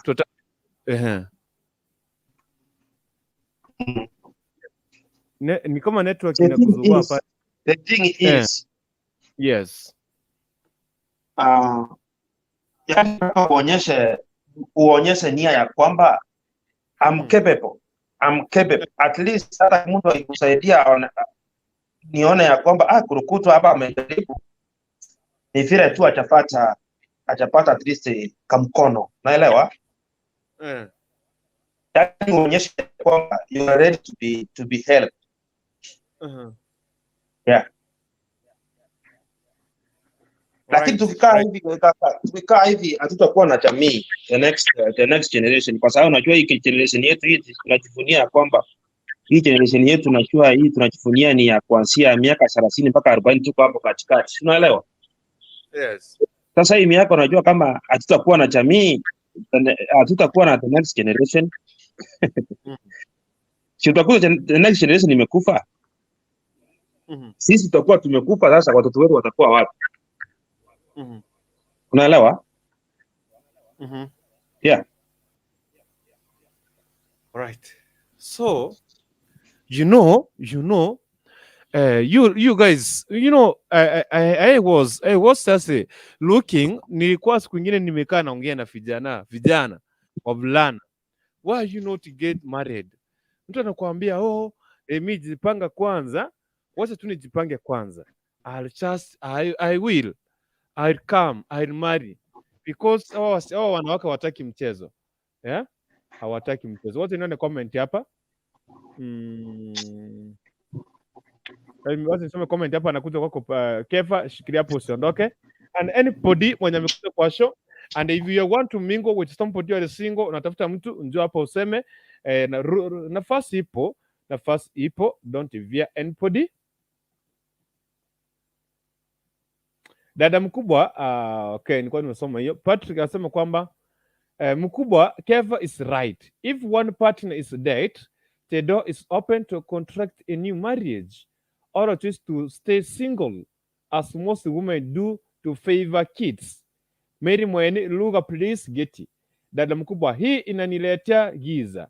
Kwanza mimi nikuambie, nimeshinda kuua na mume mwingine. Limekuwa zito kwangu, tafadhali naomba maoni yenu. Konsilata Unyango, kimepotea sana, niko ndani sana. Karibu sana Konsilata. Wacha nikupatie link hapa Konsilata, umenipotelea. Konsilata hii link na Patrick Mushiri. The last day, wacha niwaambie what is funny. The last day Patrick Mushiri usungumzanga hapa, ukaenda. That's the last day Consolata alizungumzanga hapa akaenda. The way mmekuja hapa and that's the way Consolata amekuja. Nimewapatia link hapo, akina Patrick njoo hapa. Consolata njoo hapa. Dada mkubwa njoo hapa. Mary Mweni njoo hapa. Everybody come here. Okay? Kevo, kuna hapa mwanamke anasema kwamba huyu kwanza niniambia mume wake alikufa mwaka gani? Dada mkubwa, when is your husband alikufa mwaka gani? Okay, we want to help you. Okay, before Kevo kupatia ushauri, nataka tuambie hivi. Wewe mume wako alikufa mwaka gani? Mlikuwa mmekaa naye miaka mingapi? Okay? Wewe mwenyewe uko na miaka mingapi? Kutoka hapo Keva atakujibu. So Keva, wacha ningoje hiyo jibu lake kwa text, kwa comment, nitakuruhusu mjibu. Lakini mimi wairi wacha nilete Consolata. Karibu sana Consolata. Keva, usiende. Ili swali ambalo ni ulizo mwanadada litatusaidia uweze kumjibu. Jue kwamba aliishi na mume wake miaka mingapi wakati kabla hajakufa. Sasa hivi ako na miaka mingapi? Ndio tutamsaidia katika maoni. Sawa sawa. Consolata Reverend, Bwana Yesu asifiwe. Amen, amen, amen. Vipi, unaendelea aje? Mimi nashukuru Mungu, just missing you guys.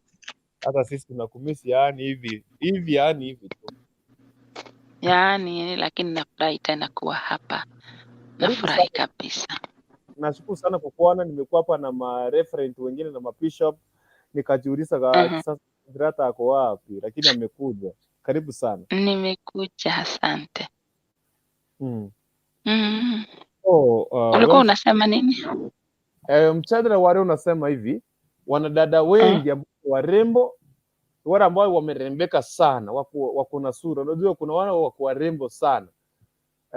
Wale ambao wanapenda kutumiwa sana, wanapenda high class. Mbona hawataki kuoleka? Tatizo lipo wapi? Ni kwa sababu uvivu ndio inawasumbua. They just think that kila kitu kinapatikana. They don't want to work on what they want. Lakini wanataka kupewa. Yani, in other words, nasema wamependa vya bwerere. Anataka mtu mwenye ako nayo tayari ili awe anamfanyia maintenance. Namtengeneza nywele, amlipie rent, amnunulie chakula. At the end of the day unasikia sasa hawataki kumariwa kwa sababu wamezoea life ya kupewa. Na katika marriage it involves you, it involves your time, it involves everything from you for that marriage to work. Sio kwenda tu kukaa ungoje bwana yako afanye everything. No, you have to participate. Na that is what they don't want. Uvivu ni kitu kibaya sana kwa kweli. Hiyo ndio imechangia. Wasichana hao warembo hawataki kuolewa. Wanataka tu bataki hivi hapa sasa. Na ninavyosankara kwetu. Mpaka wanaonkuminga kwa kama mama yao hangewazaa. Wao wangefanyaje? We need those warembo na wao wazae. So that tuongezeke duniani, because that is the will of God, kwamba tuzae na tujazane kwa dunia. Na kuhusu huyo wamesema alikuwa ameolewa na bwanake akakufa. According to the word of God, kama mjane hajafikisha 60 years, she must marry or he must marry. But kama ako above 60 years, according to the word of God, you should not marry. Kwa sababu wanawake ama wanaume wako active sexually 60 years and below. But as from 60 years and above unapata kidogo nguvu zao za kiume ama makali ya mwili wao yamepungua, yako chini. Naona. Yes. And that's why nilimuuliza kuna miaka mingapi atuambie. I'm sure hajafikisha 60. Kama ako below 60 aolewe kabisa, Biblia inaruhusu. Na pia tena inategemea mwenyewe anahisi vipi. Iwapo hataenda kurandaranda huku na huku,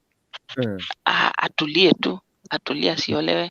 Pengine bwanake alipokufa alimwachia shamba, akamwachia nyumba, uwezi ukatoka pale na una watoto pengine. Wacha tu akae pale atunze wale watoto na itakuwa ni vizuri. naomba ushikilia hapo, labda kuna mtu atakuwa na swali ya kukuuliza, lakini kuna kitu iko hapa nataka hapa. Mama Difu Jena, thank you for coming. Asante sana. Sam, karibu sana. Esther Nyanduko, Mr. Kukurikuku. Sisi ladies hatuwezi kubali upuzi. Siku hizi wanaume wanajifanya hawataki kuhustle. Wanataka si ladies tungangane na majukumu. How? For me it is better to stay third party. Obe, wacha nipatiane dakika 3 Mama Jennifer afanye hivi aweze before nilete Sam. Sam, shikilia hapo na kuleta. Keva, nangoja yule msichana tu miaka mingapi, mume wake alikufa kwa maumishi miaka mingapi, and then tutakuwa tunamsaidia vile mtumishi wa Mungu amesema. Sam, shikilia usiondoke. Mama Difu General. Yes. Walipoongea na Esther Nyanduko hapa anasema comment. Anasema aje? Sisi ladies hatuwezi kubali upuzi. Siku hizi wanaume kufanya hawataki kuhustle. Wanataka si ladies tungangane na majukumu. How? For me it's fun. Dennis, let me tell you. Yes. Unajua hizi ni vitu za kulazimisha. Wacha na kulazimisha vitu, wacha kulazimisha mapenzi. Unaelewa? Yes. Hakuna venye unaweza olewa na mtu mwenyewe ajui mbele wala nyuma. Hakuna mahali mtaenda. Hii kitu nimerudia mara ngapi? Ungeaje enda huko kwa uolewe eti mwanaume badala akuweke wewe ndio unamweka. How? Why? When? This have no balance. Mwanaume ye mwenyewe awajibike kama mwanaume, so that ikifika kama ni wakati wa kufanya nini wa kumsupport we mwenyewe, kama uko na nini yako business yako na msupport kama bwana yako, kama mumewe. Of course ni nini, yani mwanaume ni shingo. Ni kichwa, mwanamke ni shingo. So ladies, stop getting married to someone mwenye hizi unaona eti anaenda kukupea majukumu, wewe ndio unaenda kukua mwanaume badala ukue mwanamke. Yes. Stop settling for less. Yes. Naomba shikilia hapo. Hata Biblia inasema mwanaume anasukumwa, ni msaidizi. Mwanaume alikuwa mwanamke ni msaidizi. Mwanaume alikuwa ameumbwa, Mungu akaona hawezi kaa peke yake, akaumba Eve. Eve ni msaidizi. Tangu lini Adam akuwe msaidizi wa Eve? Mwanamke ni msaidizi. Yes. Kitambo wanawake wako wanafanya anything eti sasa waanze kuhustle, but venye uchumi inaelekea ndio tumesema never settle with someone mwenye akusaidii. Hata wewe mwanaume, stop marrying someone mwenye eti kazi yake yeye ni kufagia, kuzaa watoto. Hiyo isaidi. Yes. Hiyo isaidi. Mtu mwenye mnasaidiana, mnakaa kwa nyumba, mnaongea, mna focus. That's the woman you need in your life. Kama kupa haraka ama mwanze kuleta maugonjwa hapo, mwanze kuadimaya wenye wanauza hata rongoli huko kazini. Yes. Shikilia hapo, nakuja kwako, nakuja wote nisungumuze na Sam. Wewe dada mkubwa, kuna kitu tunangoja paka ili aweze kuzungumza na Reverend Consolata. Utuambie kwamba uko na miaka mingapi sasa hivi? How old are you? Esther Nyanduko at Jennifer. Makofi kwake obe. Sam. Sam, unmute your mic. Sam, tafadhali. Sam, come back. Sam, come back, please. Sam, come back. Yes. Anasema makofi kwake. You know, unajua kuna kitu tunazungumza hapa hivi. Yes, of course. Aba kuna watu hapa Jennifer, Mama Difu Jena akiconsider Reverend na Kevin Chiri na Esther Nyanduko pale nje na wote. Unapata mwanamke mzuri sana, unaona kwamba huyu hata kikubali tutaishi pamoja, tutangangana. But ukijaribu kumwongeresha nakumbuka siku zingine ile miaka ya nyuma nikiwa kijana. Nilipotana na msichana mwingine nikamsalimia mambo. Akaambia kwani wewe unaona niko mambo iko wapi? Sasa hata kama mwanaume alikuwa anataka kumuongelesha huyu mwanamke na hasha kurudishia rudi. Utaendelea kuongea na yeye? Of course, why not? Wanawake tunataka kupembelezwa. You beggars. You beggars. Umeniashimu mbele ya watu jamani, ni kwa hiyo kwanza ndio itakupea sasa morale wa kuhit on her. Lazima umpate. Unasema wewe sasa ndio tunaenda na wewe. Wanawake wanataka kupembelezwa. Pembeleza mwanamke. Follow her. Yes. Follow her. And you will definitely come here and testify like you've been doing good, something like that. Lakini lazima mwanamke akikukataa si eti hata wewe huko serious. Akisema akikukataa the first day, it doesn't mean that she's, unajua sometimes wanawake tunasema no when we mean yes. Unajua sasema no amekuambushi mbele ya watu. Dada Jennifer. Yes. Point Saka anasema vizuri, lakini unakuta kwamba kuna mwanaume yeye hataki kurudishiwa hivyo ate mambo unaonaje. Kuna mwingine yeye ataambiwa mambo, huyu msichana mwambie mambo unaonaje, mwambie sifiro unaona. And that's hiyo, you are creating now a room of communication. Unaona? Lakini mwingine yeye akiambiwa hivyo anarusha mikono anasema sasa kwa huyu dada anafanya nini? Ananilingia. Kumbe sio kulinga. It was a form of opening the conversation. Unaelewa? But wanaume wengi hawafikiri mpaka hapo, anaona ya kwamba pengine amekuwa rude. Unaona? Unasikia na it is not ndio tunasema Keva, ndio tunasema mwanaume lazima ujitie moyo. Yes. Jennifer, kama umesema Consolata ndio unataka. Let me tell you, Consolata aisha akakwambia hi Consolata, hi, hebu nipe namba yako anakupa. That's not the way. By the way, what wanafu wengi, yes, kila mtu ako na njia yake ya kuwa open, yani ya kufungua conversation.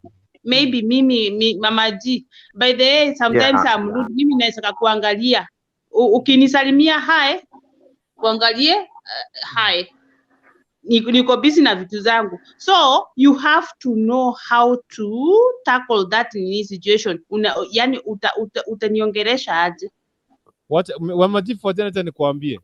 Okay, let me use my example. This is warona kwa sana. Nesta Nyanduko. Wacha nikuambie. You know, unasema ukweli, ile miaka nimesema nilikuwa kijana. Nimeenda hapo nimepata akanifresha sana. Nasema tu nimuongeleshe, we will talk. Kumsalimia akaitika vizuri. Kwanza kumuongelesha, anarudisha rudi. Nikataka kuvumilia, akaanza safari na kwenda. Sasa utafanya nini?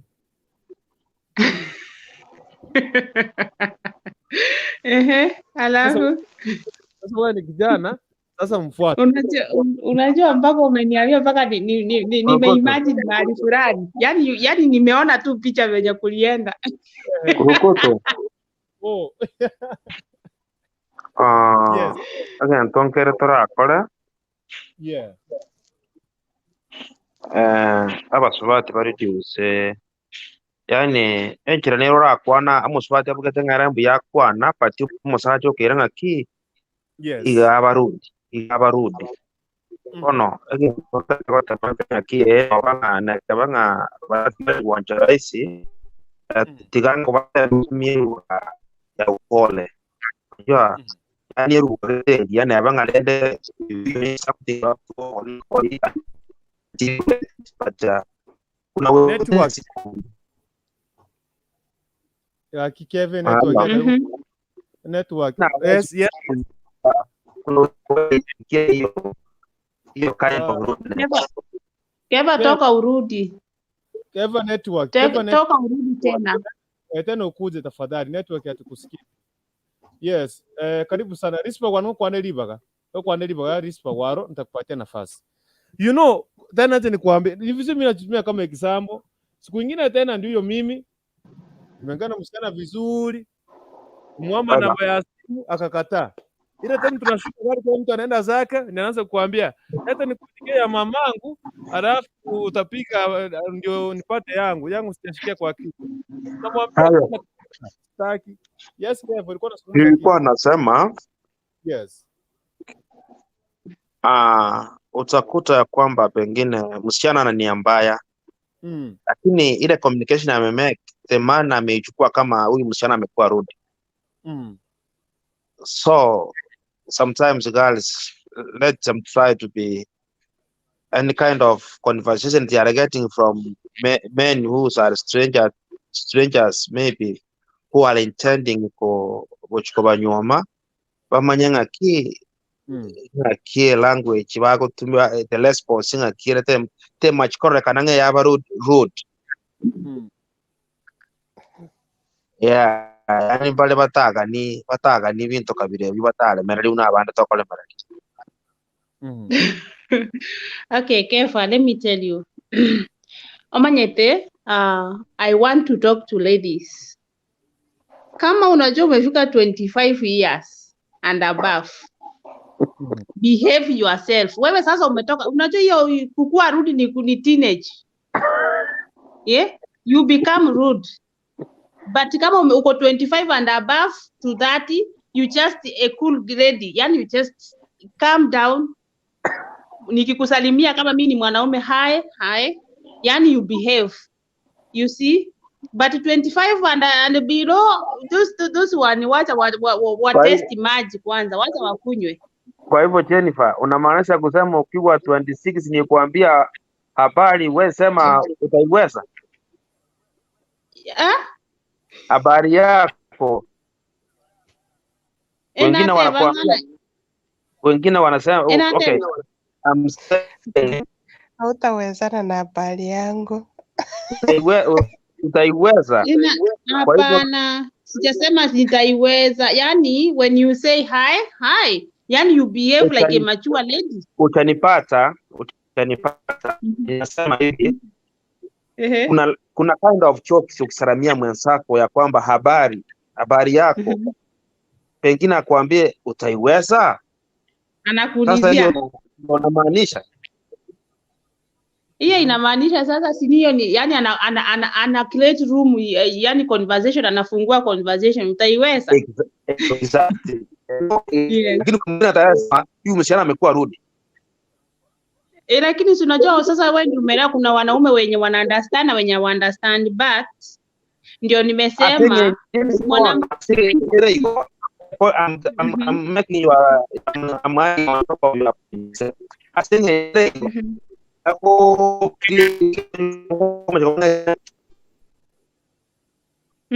asenga njono abantu batagitima kabirayo.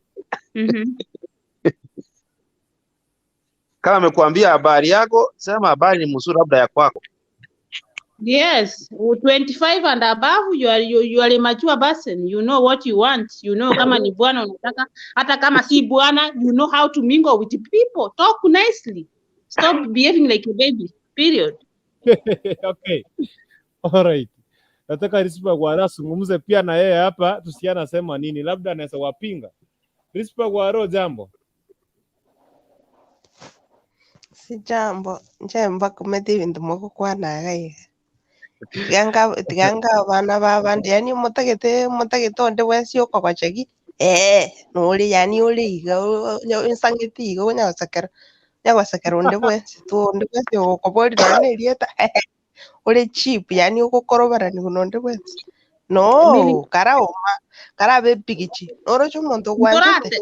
Umuntu interesting na bostiri ago koremererio kubarimo bwago until understand yorenga oyo nabo togoswana na nere because ndoche na bakondemereri kwarorire abo kwirania nkoro nzote be in fact umuntu na muri ni ribobe lakini still na koreteki nande merrati uira nanse waporochaisi kwanyorire gento kware kuri lakini ayojo itabirane ndete ngoboliga Jennifer no maiteri tu eseri tu kwa basa chambale ngabako chate nyendiri ngo ba attention bonsi yip. Do you think obongo bwane no barabumba koras? To accept every person you meet at the road onyago saka nonde wensi? No, you know what you want. If you are serious irechingaki kuliki umuntu uri mogoswana na nere to konyoranga nonde wensi tuga agukwanere okay if you know I'm rude achana na mimi utapata wako mwenye akuchip mwenye utaingiza kwa box venye unataka rahisi hivyo. Unaona kama mimi umeona nimekaa mkumu kwako, tembeza kiatu, kanyaga kubwa na mimi nitapata wangu mwenye atafumilia hizo masida zangu. Umesikia? Rispa, hata kama si kukatiwa, women need to behave. You have a right to tell the man I don't want you nicely. I'm engaged, but behaving like a teenager. Eti mko kwa hoteli unamwangalia na macho mbaya sijui nini, yani you behave very badly. What is that? Listen to me, Jennifer. Kero monto namaite gentaga neti. If you know yes, what you are want, a 30. what's good for you, you are a 30. You can see that person and you are proud will connect. Exactly, huyu ni your partner. Yani unajua kuna mtu unaweza muangalia tu hivi unampenda tu vile alipo. Hata unampenda lakini hutaki kumpea ile attention, you know. Wacha nikwambie, huwezi niambia mtu anaweza nipata niambie Lispa, you look beautiful, I love you. How do you love me? You don't know me. Mtu anya kuikaransa naye. Tumanyitita biyane, nkiuko nganjira, I don't want to be loved like that. Karabera na inchora somo kuya wana no hiyo ni wazimu. You love me. What do you Hiyo ni love wazimu about nakwambia I love you. Si ndio nakwambia wengi wanakujanga na fake mistari, hawana angeli ya kutongosa. Unaona? So kama mtu hana angeli ya kutongosha, sasa unataka sisi ndio wanawake tuwatongose? Si lazima ukae polygam kidogo ndio upembelezwe. Ukipata mtu anakupembeleza vizuri unampima. Unaona huyu. Rudia tena hiyo statement. Nasema ukitaka kutafuta mwanaume, ukitaka kujua mtu mwenye ako serious na wewe, lazima ukae polygam kiasi. Umesikia? Unakaa polygam ukijua huyu mtu tutapelekana wapi, huyu mtu ana PF aje. You are just running people, you know. Kuna mtu atakuunderstand, kuna mtu mtaongeleshana na yeye vizuri, uone huyu ako. Unasoma mtu kwanza before umpende, na usikubali tu kuambiwa maneno matamu tu hivi uko ready tu kuingia kwa box. First mimi naambianga ladies, if you want to know the person who is willing with you, first wachanga kumwonyesha mambo ya pesa, wachanga kumuuliza mambo ya vitu zenye ako nazo. Soma mtu pole pole, ujue roho yake inapendanga nini, huyu mtu anataka nini kutoka kwako, anakupenda kwa ukweli ama anakudanganya kwa sababu anataka kukutest.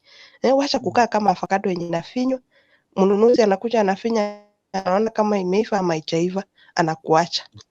Tena anasonga kipanda kingine, tena anagusa, anaacha. Utafinywa na wangapi?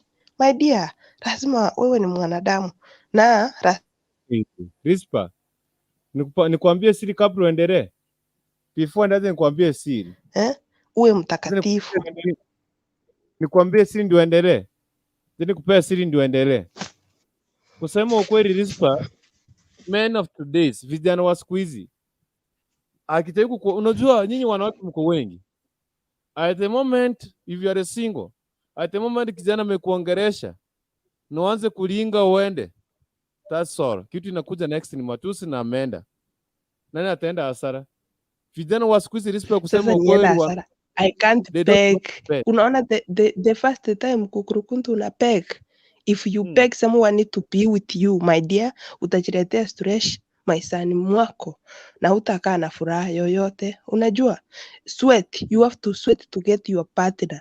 The same way utasweat, ndio maana ndio utajua uzuri wa huyu mwanamke, ndio utajua thamani ya huyu mwanamke, ndio utajua thamani ya huyu mwanaume. You have to sweat. You have to take your time to run your partner well before you sit down.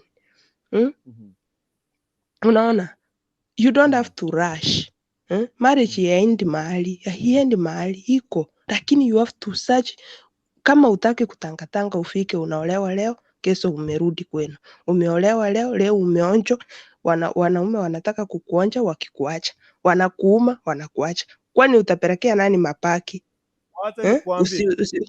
Hii kitu nilisema tena. Mwanaume akiuma akiacha.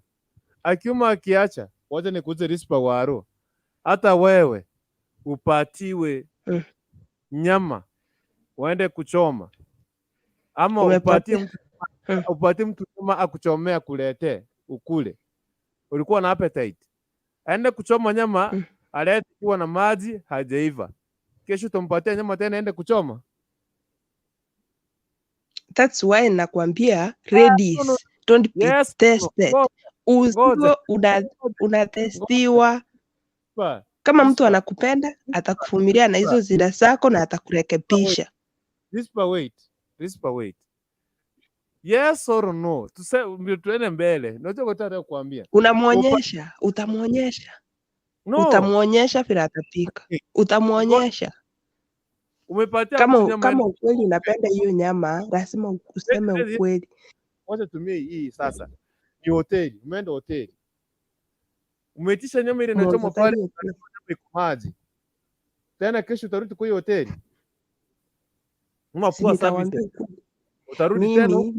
Mimi kama mimi Liz, nitawaambia hii kitu, hii food yenu kusema ukweli haichaiva, si poa. Ndio msiponiona hapa siku nyingine mjue ni juu ya hiyo sababu. Uwezi nyamazia mtu kaa hujui sababu yake. Na sasa kijana kikuwa hapa ni akuambie sasa niliona pale nilikuwa maji sipendi hivyo sitarudi tena. So how will you just treat that? You can feel bad. That's why nasema wacha kuonjaonjwa. Wanawake kaa ngumu wewe. Kaa ngumu ukisoma huyu mtu ukijua tabia yake vizuri ndio utakubali. Si ati unakaa hivi sasa wewe ni maembe. Unapendwa Rispa, please, point of correction. Sio wakae ngumu aache kuonjaonjwa. According to the word of God, there is no sex before marriage. Anakutaka ni avumilie mpaka siku ile inafika kwamba ni sasa ni leo. Hakuna cha kusema anakuonja. Ukifika mbele unapata ni mbaya, wewe mwenyewe utajua huko, lakini hakuna kufanya sex kabla ule jamaa hajakuoa. Manake ukiruhusu tu akikuonja, mambo ni mawili. It is either akutoroke ama akikuoa hawezi akakutrust hata siku moja. Atajua tu venye alikudanganya siku ile ukampatia, hivyo ndio utadanganywa na any man ufanye naye sex. Kwa sababu hata akienda safari hawezi kuenda na amani, anaenda akiwa na wasiwasi obigaki. Unaona, hata kutrust atajua huyu ni maembe dodo. Exactly. That's why nasema ukiona mwanamke anakuambia ati anakuongeleza rude, if you can't be able to just talk with him, with her, slowly ndio muingize box, lazima urushe mistari manze. Lazima ukae ngumu. Ukiona mwanamke amekaa ngumu na kama unampenda lazima umvumilie mpaka ujue tabia yake. Unaona? Uwezi accept kila mtu mwenye unaona juu unatafuta mwanaume sasa una accept kila mtu, unacheka na kila mtu. Kukurukuntu. Nonyeni ntoka gocha kuchi box mpaka tuanje kwa swasi chinyomo tulifanya kazi. Si kupenda tu hivi siku moja na kuenda. I have a simple question. Ukienda kwako, ulienda kwako ukiwa virgin wakati ulienda kwako? No, but mtu mwenye alinioa yeye ndio alikuanga my first boyfriend. You see, alikuwa ananijua hata kama hakunioa nikiwa vajo. But yeye ndio alikuanga my first boyfriend. So alikuwa ananijua already. Hata kama wakati ilienda ndio tukakuja kuoana baadaye. Yeah. Okay. What if this huyu mwenye umesema now let me just wait mpaka hiyo marriage na unaenda kwa upate hata sasa yeye si virgin, how will you just treat that? Unajua siku hizi tukiendanga vile tunaendanga hivi, unapata watu wengi ni wale waliingia kwa ndoa na watu wenye hawako serious. Kukurukuntu unapata mtu anakutaka, anakaa na wewe, anachoka na wewe, ama anapata na wengine huko, hakuwa amekupenda ya ukweli. Unaona? Sasa si unaona ushatumiwa. Lakini ujue Mungu alikuwekea upafu wako mahali. Kila mtu wacha ajue kuna upafu wake mahali. Hata kama uliolewa na mtu mwenye hakuwa upafu wako for real. Kuna mtu anakupenda vile uko. Usijitenge na wengine juu wewe sio fajo. Hapana, kuna mtu anakupenda venye uko. Atakuaccept na atakupenda vile uko. Unaona? So as long as you trust in God, you pray God to give you your partner, the true love of your life, it will definitely do that.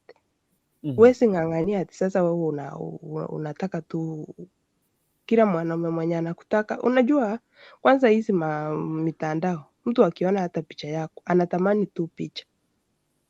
Can you imagine? Unatamani picha, ujui tabia yangu. Unajua hii ndio rushing. Unapata mtu ana rush kwa sababu ya sura yako. Mtu anakuona tu sura, ajui kama umeweka huyo ni mtoto wako, umeweka huko, ama ni rafiki yako, ama ni mama yako. Hataki kujua. Kwanza watoto wa nowadays, mtu akiona tu picha hivi ndio huyo inbox. He doesn't want to care. Ile kitu tu anataka kujua tu ni hiyo sura yako, akuonje, na akichoka na wewe pia ataona mwingine mwenye ako more beautiful kuliko wewe. Tuache kutawaliwa na hisia. Hisia za mili zetu tuendelee kufanya dhambi makusudi. Unaona? Just sit down, pray to God to give you your right partner. So tiga tuteme kwerengereri sana. Ekero buyanje taibie ko monyene tugwanja kunya korumu bune bandi korumu yanya kuliwe nyeke yemo ithuke mba kigoje gutigara busa ondete yoranje kuira kembe ikyo kwarorire you could be useless. Okay, shikilia hapo. Shikilia hapo before nipatie Reverend narudi kwako. Wacha kwanza nikaripishe Choice Mwangina. Choice, mambo? Poa sana.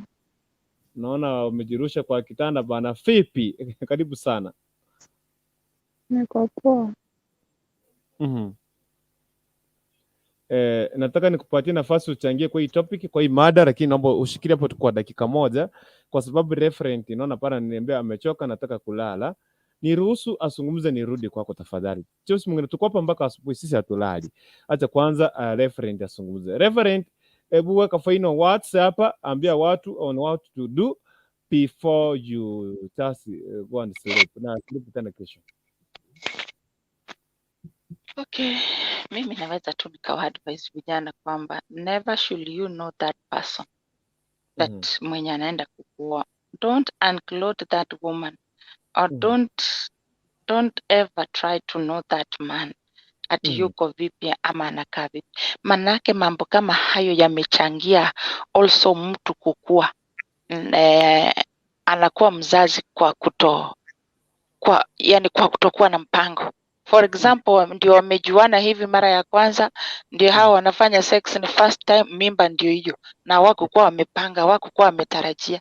Sasa unapata tuko na unwanted babies in our streets, in our homes, ambapo kwa kweli si vizuri na haifai itendeke hivyo. Kwa hivyo ladies, wale ambao wana hofu ya Mungu, ninajua many of you are not virgins, but ulifanya kipindi kile hayo maneno kwa sababu ulikuwa hujajua, ila kwa sasa umejua, na omba tu neema ikutoshe, and may you stop having sex. Wait until you are married. Na ukisikia mwili wako umeanza kulipuka, kwa kweli huwezi ukajizuia, basi omba Mungu ni mwaminifu, kama vile maandiko inasema kwenye kitabu cha Proverbs kwamba mali na vitu vyote mtu anaweza akapewa na mzazi, lakini mke mwema hutoka kwa Mungu, which means when you pray, this one also goes to men. When you pray that God, I want a good husband, he will surely bring, kwa sababu yeye anajua shida zako, amekuona, anaona una milipuko ya mwili, na kwa hivyo hata kubali zile milipuko ziendelee. Yeye ni mwaminifu na atakupatia good wife or atakupatia good husband. Lakini katika relationship yenyu uzingatie kwamba, na tena pale mwanzo unamwambia no sex before you put a ring on my finger, and not even only a ring. Hata kama mtakuwa na uwezo wa ring, lakini mambo yote yafuatwe kwa utaratibu, yani vitu vitendeke kwa utaratibu.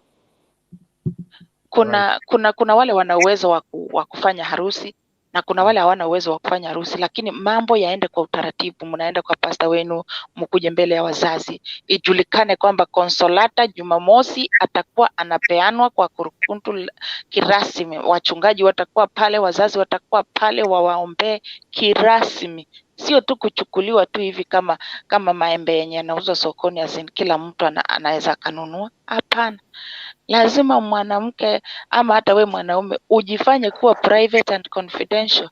Don't be just a public item. No, you must be private and confidential.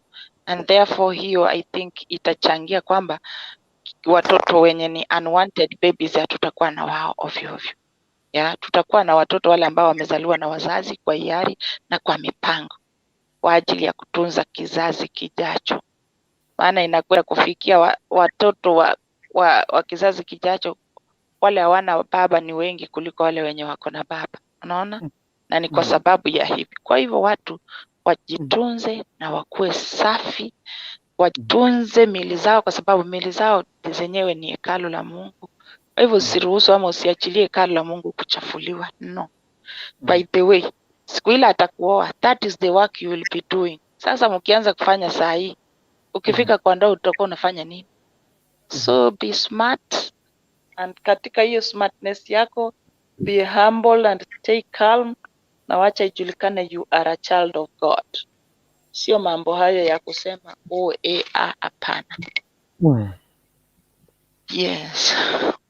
Nitaenda kukuuliza swali baadaye. Baada ya Choice mwingine kusungumza, nitakuuliza swali. Usilale kwa sababu kuna some challenges huwa zinatokea baadaye. I'll just talk to that, tutakuuliza. Choice mwingine afungua kamera, kuja hapa tuambiane ukweli hapa Choice. Choice usitetee mtu hapa, Lakini na vile niko na usingizi. Nakusikiliza. So Choice, hapa tuna karibu sana kwenye show. Kwanza kabisa, feel at home. So Choice, we want to talk here about wanawake ambao wale ni warembo sana, hawataki ndoa kabisa. Tatizo lipo wapi? Okay, fine. Before nianze, I'm Joyce Mongena from Kisii County. Currently niko Dubai. Mimi ninaweza changia. Mimi ninasikianga nowadays watu wamama wanasema they want to be single mothers. Mimi sijui mbona. Ukiangalia vizuri, sasa sijui ni venye wamejaribu maisha. I don't know. According to you, what problem? Yeah. According to me, mimi ninaweza advise wasichana. Nowadays kupata, acha tu niingilie katikati kidogo. Nowadays kupata mtu mwenye ako serious ama kupata msichana mwenye ako serious into marriage ama chali mwenye ako serious into marriage inakuwa so difficult sana. Why am I saying this? Mapenzi ya nowadays ni kama kuchezeana. Why should we lie to each other? Ukipata mwanaume anakuambia Joyce, I want you to be this and this. Asa, for example, sasa kama sisi wasichana tuko Gulf, tuko na temptations mingi sana, mingi tena mingi. Napatana na hii mapenzi ya online, unadanganywa, ni bebu wangu, mambo mingi. Then from there you end up unakaa confused. Kama ulikuwa umeacha mume wako nyuma, unakuwa confused, unaingia into the another relationship yenye ukwa umeplan. Hiyo maneno imekuchanganya. Me, I do say this. As ladies, kuna mahali penye tuko na makosa. Kama mtu mmeshaolewa ama uko na watoto, ridhika. Kama ndoa yako ilikuwa imeharibika, say the truth. Wanaume wa saa hii, mtu akikuuliza uko na watoto wangapi, you just be frank. Tell the man, I've got 2 kids or 3 kids. Hakuna mahali penye mwanaume atakuchukua, because nowadays kupata msichana mwenye ako bachelor, kwanza uangalia wasichana wenye wako warembo sana wanakosanga wanaume. But wasichana wenye wako na masura ng'ong'o wanakuanga na wanaume. Mimi sijui kitu ni shida inakuanga wapi. So mimi so asa sijui mimi shida inatokeanga wapi, but mimi kwangu sijaiolewa. Mimi bado niko kwetu. So Zungumza tu kimesa alafu ndio nitareact. Zungumza nitareact baadaye. So mimi sina cha kuongezea, maybe muendelee kuzungumzia then nitachangia. Hivyo basi, asante sana. I'm coming to you sababu iko bado kwako. Anaitwa Tracy Mongi na karibu sana. Kwa mambo mnatupata kupitia kwa njia ya Facebook, tafadhali fanya hivi. Mnaweza tupata pia kutoka YouTube channel. Ingienda pale YouTube andika Kisi Hot TV and subscribe Kisi Hot TV. Leo tumefikisha 50k subscribers. Si mchezo. Tunasema thank you very much mashabiki wetu nyinyi kwa kutushika mkono. Na tena tumeanza a new journey ya kupiga 100k subscribers. Njoo tuanze safari pamoja. Tutafika mahali fulani. Okay. Yes. Tony, karibu sana mheshimiwa na kuwa na pala. Asante sana. Tafadhali Mongina, I have a question for you. Come back. Mongina, I have a question for you. Rudy. So I'm saying like this. Tony, nakuwa nakupatia nafasi. Nilikuwa naweza swali, konsilata swali, alafu kisha baadaye asante sana Tracy Mongina, shikilia hapo. Nataka kuuliza swali kwake Rispa ya konsilata. Before nipatiane Tony, tena nikuje kwake Choice na warako pale. Swali langu ni konsilata.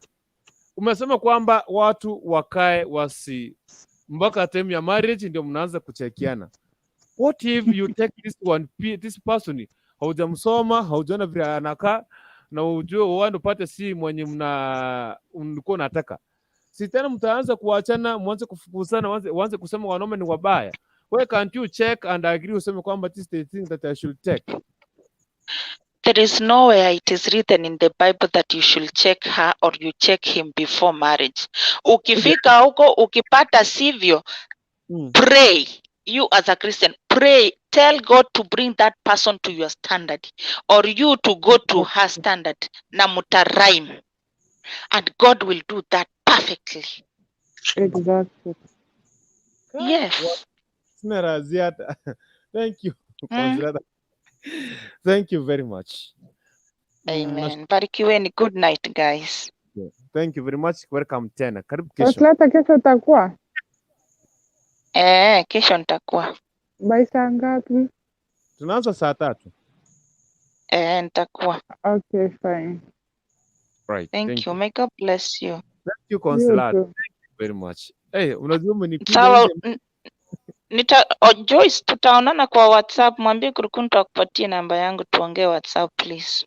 Nitampatia. Right. Thank you. Good night. I love you guys. Love you too. Thank you. Okay. Rispa Warongo teatrara kama mheshimiwa amekuja, Choice Mongina nitakuja kwako, Rispa Waro nitakuja, nikitoka kwake Tony nakuja kwake Rispa Waro, nakuja kwake Choice Mongina. Choice Mongina, niko na swali nitakuuliza. Lakini ruhusu tuongee na mheshimiwa. Mheshimiwa, umepotea sana. Karibu sana bwana. Habari ya jioni. Salama sana. Yes. So thank you for what's the topic? Tusalimie kwanza, umepotea. Hii umepotea chusi, imekuwa masaba bana. Chusi hivi ni masaba ya wapi? Karibu sana, salimia watu kwanza. Yeah, nasalimia kila mtu hapa ndani. Habari zenu? Salama sana. Yeah. Leo tunaongelea juu ya nini? Yeah, just today we are talking about wanawake. Ni investigation tumefanya, tumepata kwamba these beautiful ladies, wale ambao beautiful, Maslay queens and whatever, wamekataa marriage kabisa totally. We don't know what's the problem and we want to know what's the really problem. Wao unaona wanapitia. Sijui kama umeona wewe hao watu wataki kuoleka, wamekataa kabisa ndoa. Wale tu wanacheza tu na wanaume za watu na ma sponsors wenye kuna magari. Okay. Yeah, that's an interesting topic. Sister, is there the age bracket you are talking about? Yes. This age between, let's start between 27 and above. Those ladies ready to, yeah. Okay. Unajua maisha ya binadamu ni kama tuseme ndizi inakuwa kutoka the buds alafu ina grow. Yes. Ya ndizi wakasa ile inaanza kukomaa, inastahili at least ikuwe stable, ikuwe na ile miti ya kuishikilia esi iro ilitwa yago sirere metenga. How do we call that? Yeah. Anyway, the psychology of a human person as a species. Yeah, as a child, as you reach puberty, you go to teenager, and then you go to early teenagerhood, late teenagerhood, 20 and above. Ukimaliza shuleni lazima ukue kama at least 18, 19 hapo. 20 latest utakuwa umemaliza. So from 20 to 24 like that, latest 25 utakuwa umemaliza college. Kuena degree yako. Sasa from 25 and above to 30, it is something like you must have a plan on how to live your early adulthood. Ukuwe na mchumba ama ujaribu kukuwa na career ama vocation yenye utakaa maisha yako. Now, there are people who sees life differently when they are young na wako na fantasies mingi, alafu or they have the expectations that when they work for them, they don't work with them honestly. Yeah, when a lady is young, she has so many choices. Yes. And especially beautiful ladies, they have so many choices.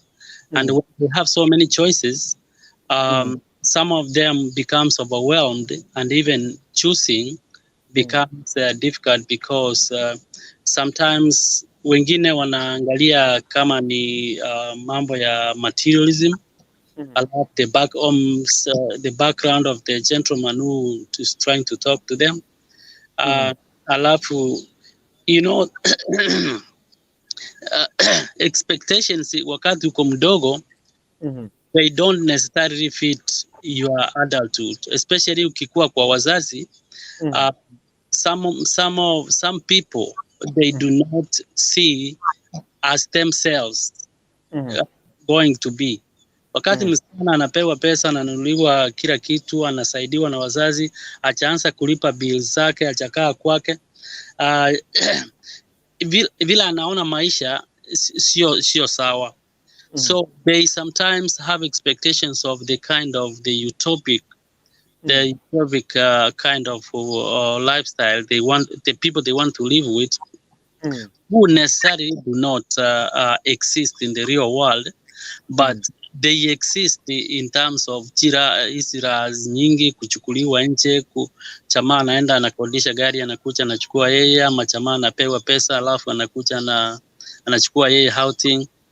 Sasa they waste a lot of time. Let me be specific. Even some of us, I know some ladies I dated in my 20s. Yes. And I was very honest with them.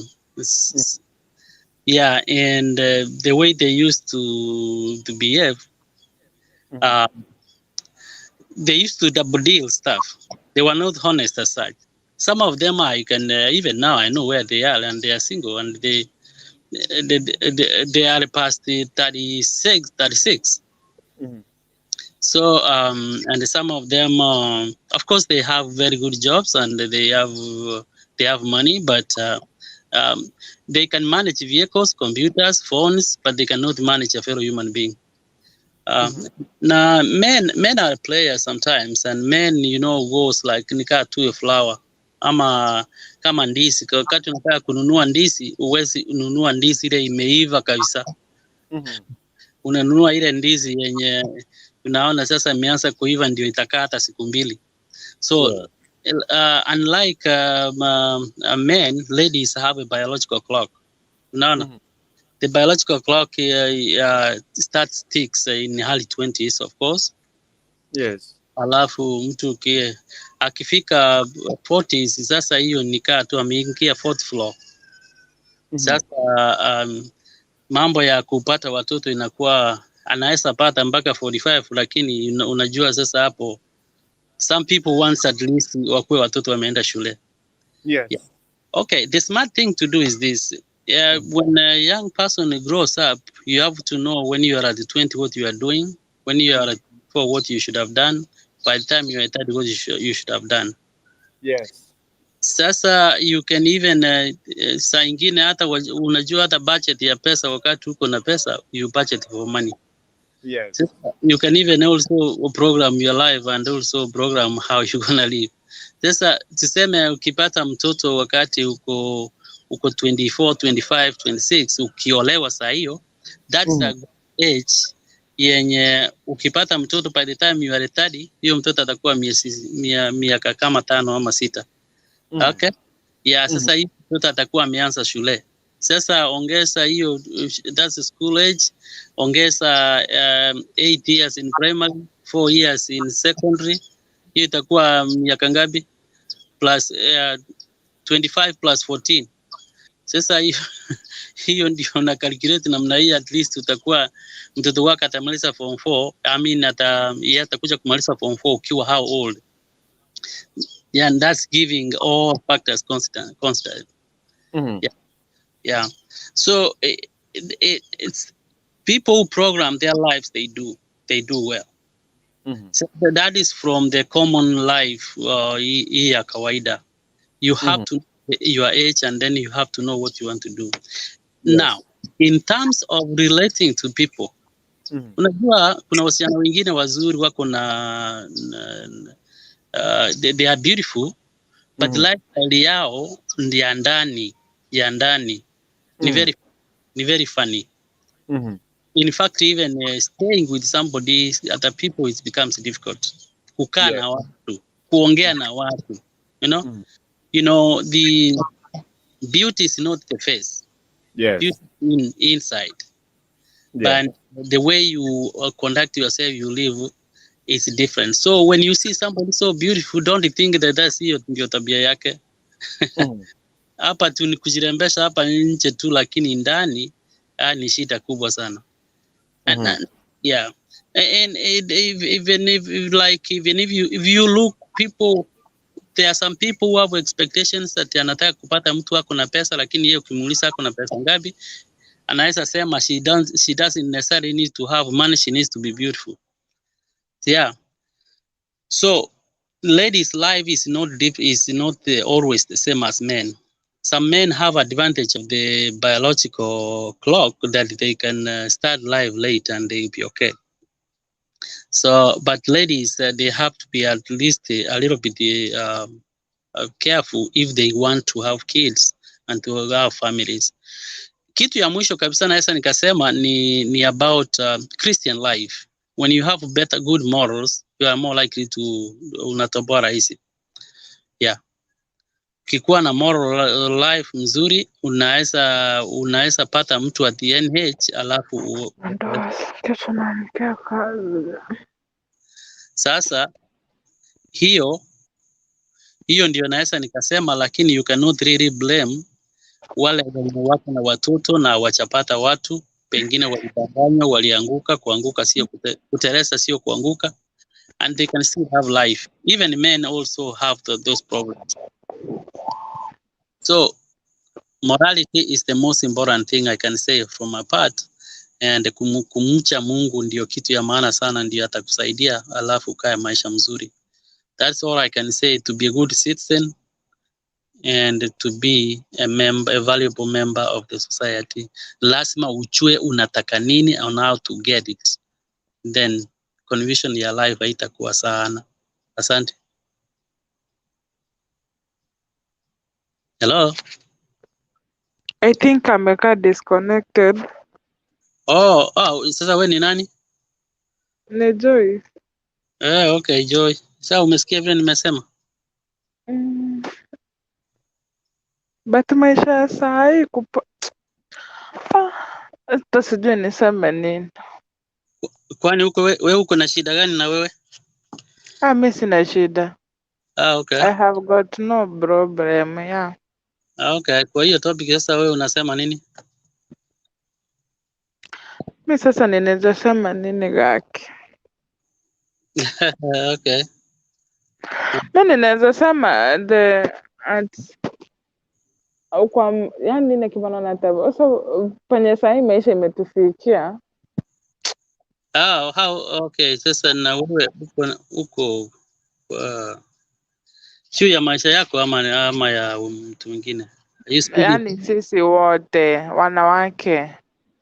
Unajua wanawake saa hii wameamua wakuwe single mothers. Mimi nasikia kila mtu akisema, by the way, I want to be a single mother. Where am I taking a man? So mimi sijui nafikianga wapi mpaka mtu anasema let me just be a single mother. I don't know. But wengi ni kunini, unakosana na mwanaume, unaona hakuna haja na kukaa na mwanaume, unakuwa tu na mwanaume wa kukutoa hizo manyege, sijui nini guys. Of course, mimi sijaingia into marriage. I'm 22 years, but not yet.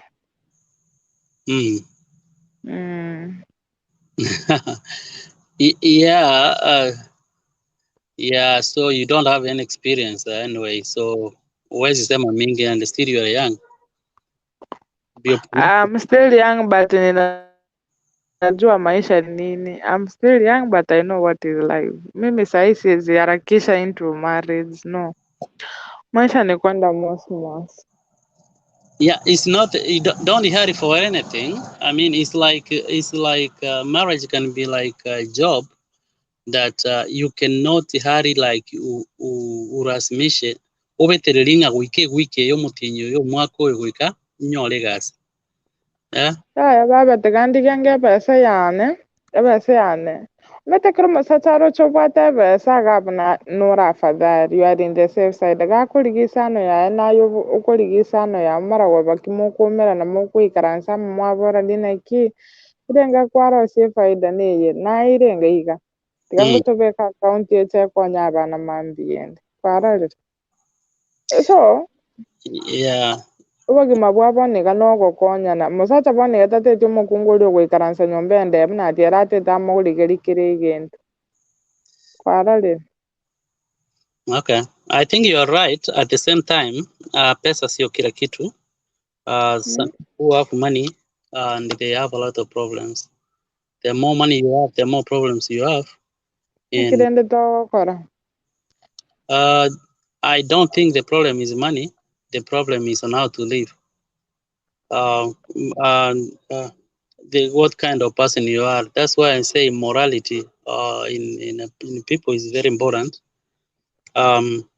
Because chive sana wako nyora lero sana wako nyora nubwate kasi lero miaka ibiri tate gocha nyora tubwate kasi ya eti na bona wantu na bange chigas chiaera, and I know most the people chigas chiaera due to corona they are very stressed up.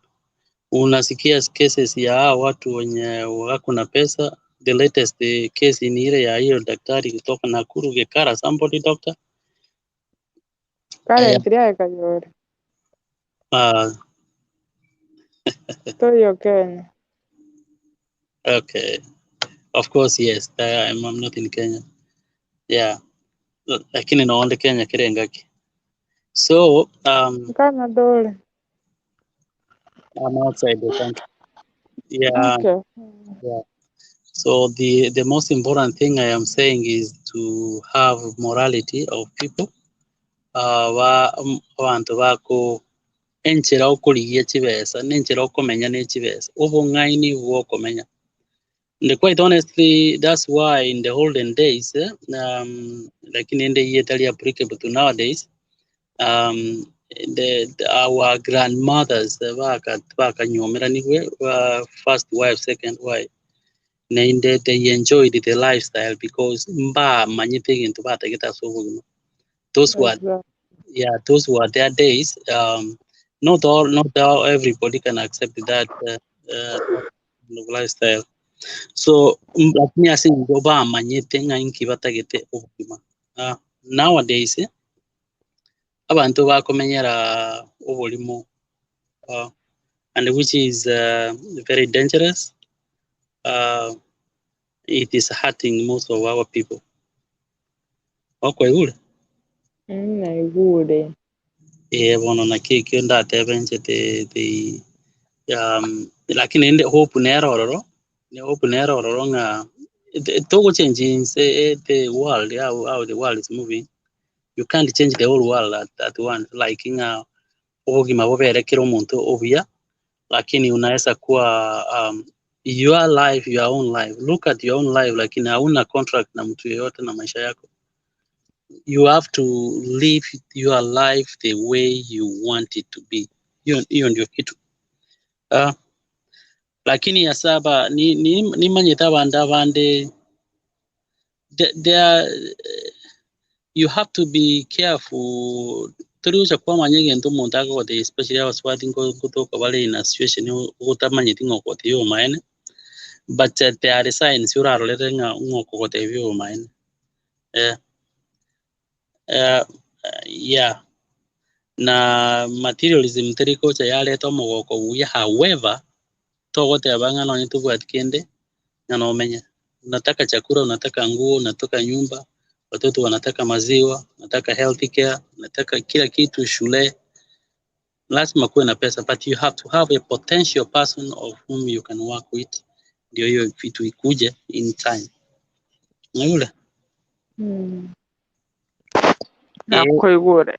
Lakini wone hiyo hiyo ndara ngaya ngatabu ya simu nataka idia simu za chako. Yeah, that's not the truth. That's not the truth. And actually there is no even I say independence of a woman. No, there's nothing like independence. We are interdependent. I need you, you need me, we need the others, you know. You get it? We need each other. We need each other in life. And the family again to get the king.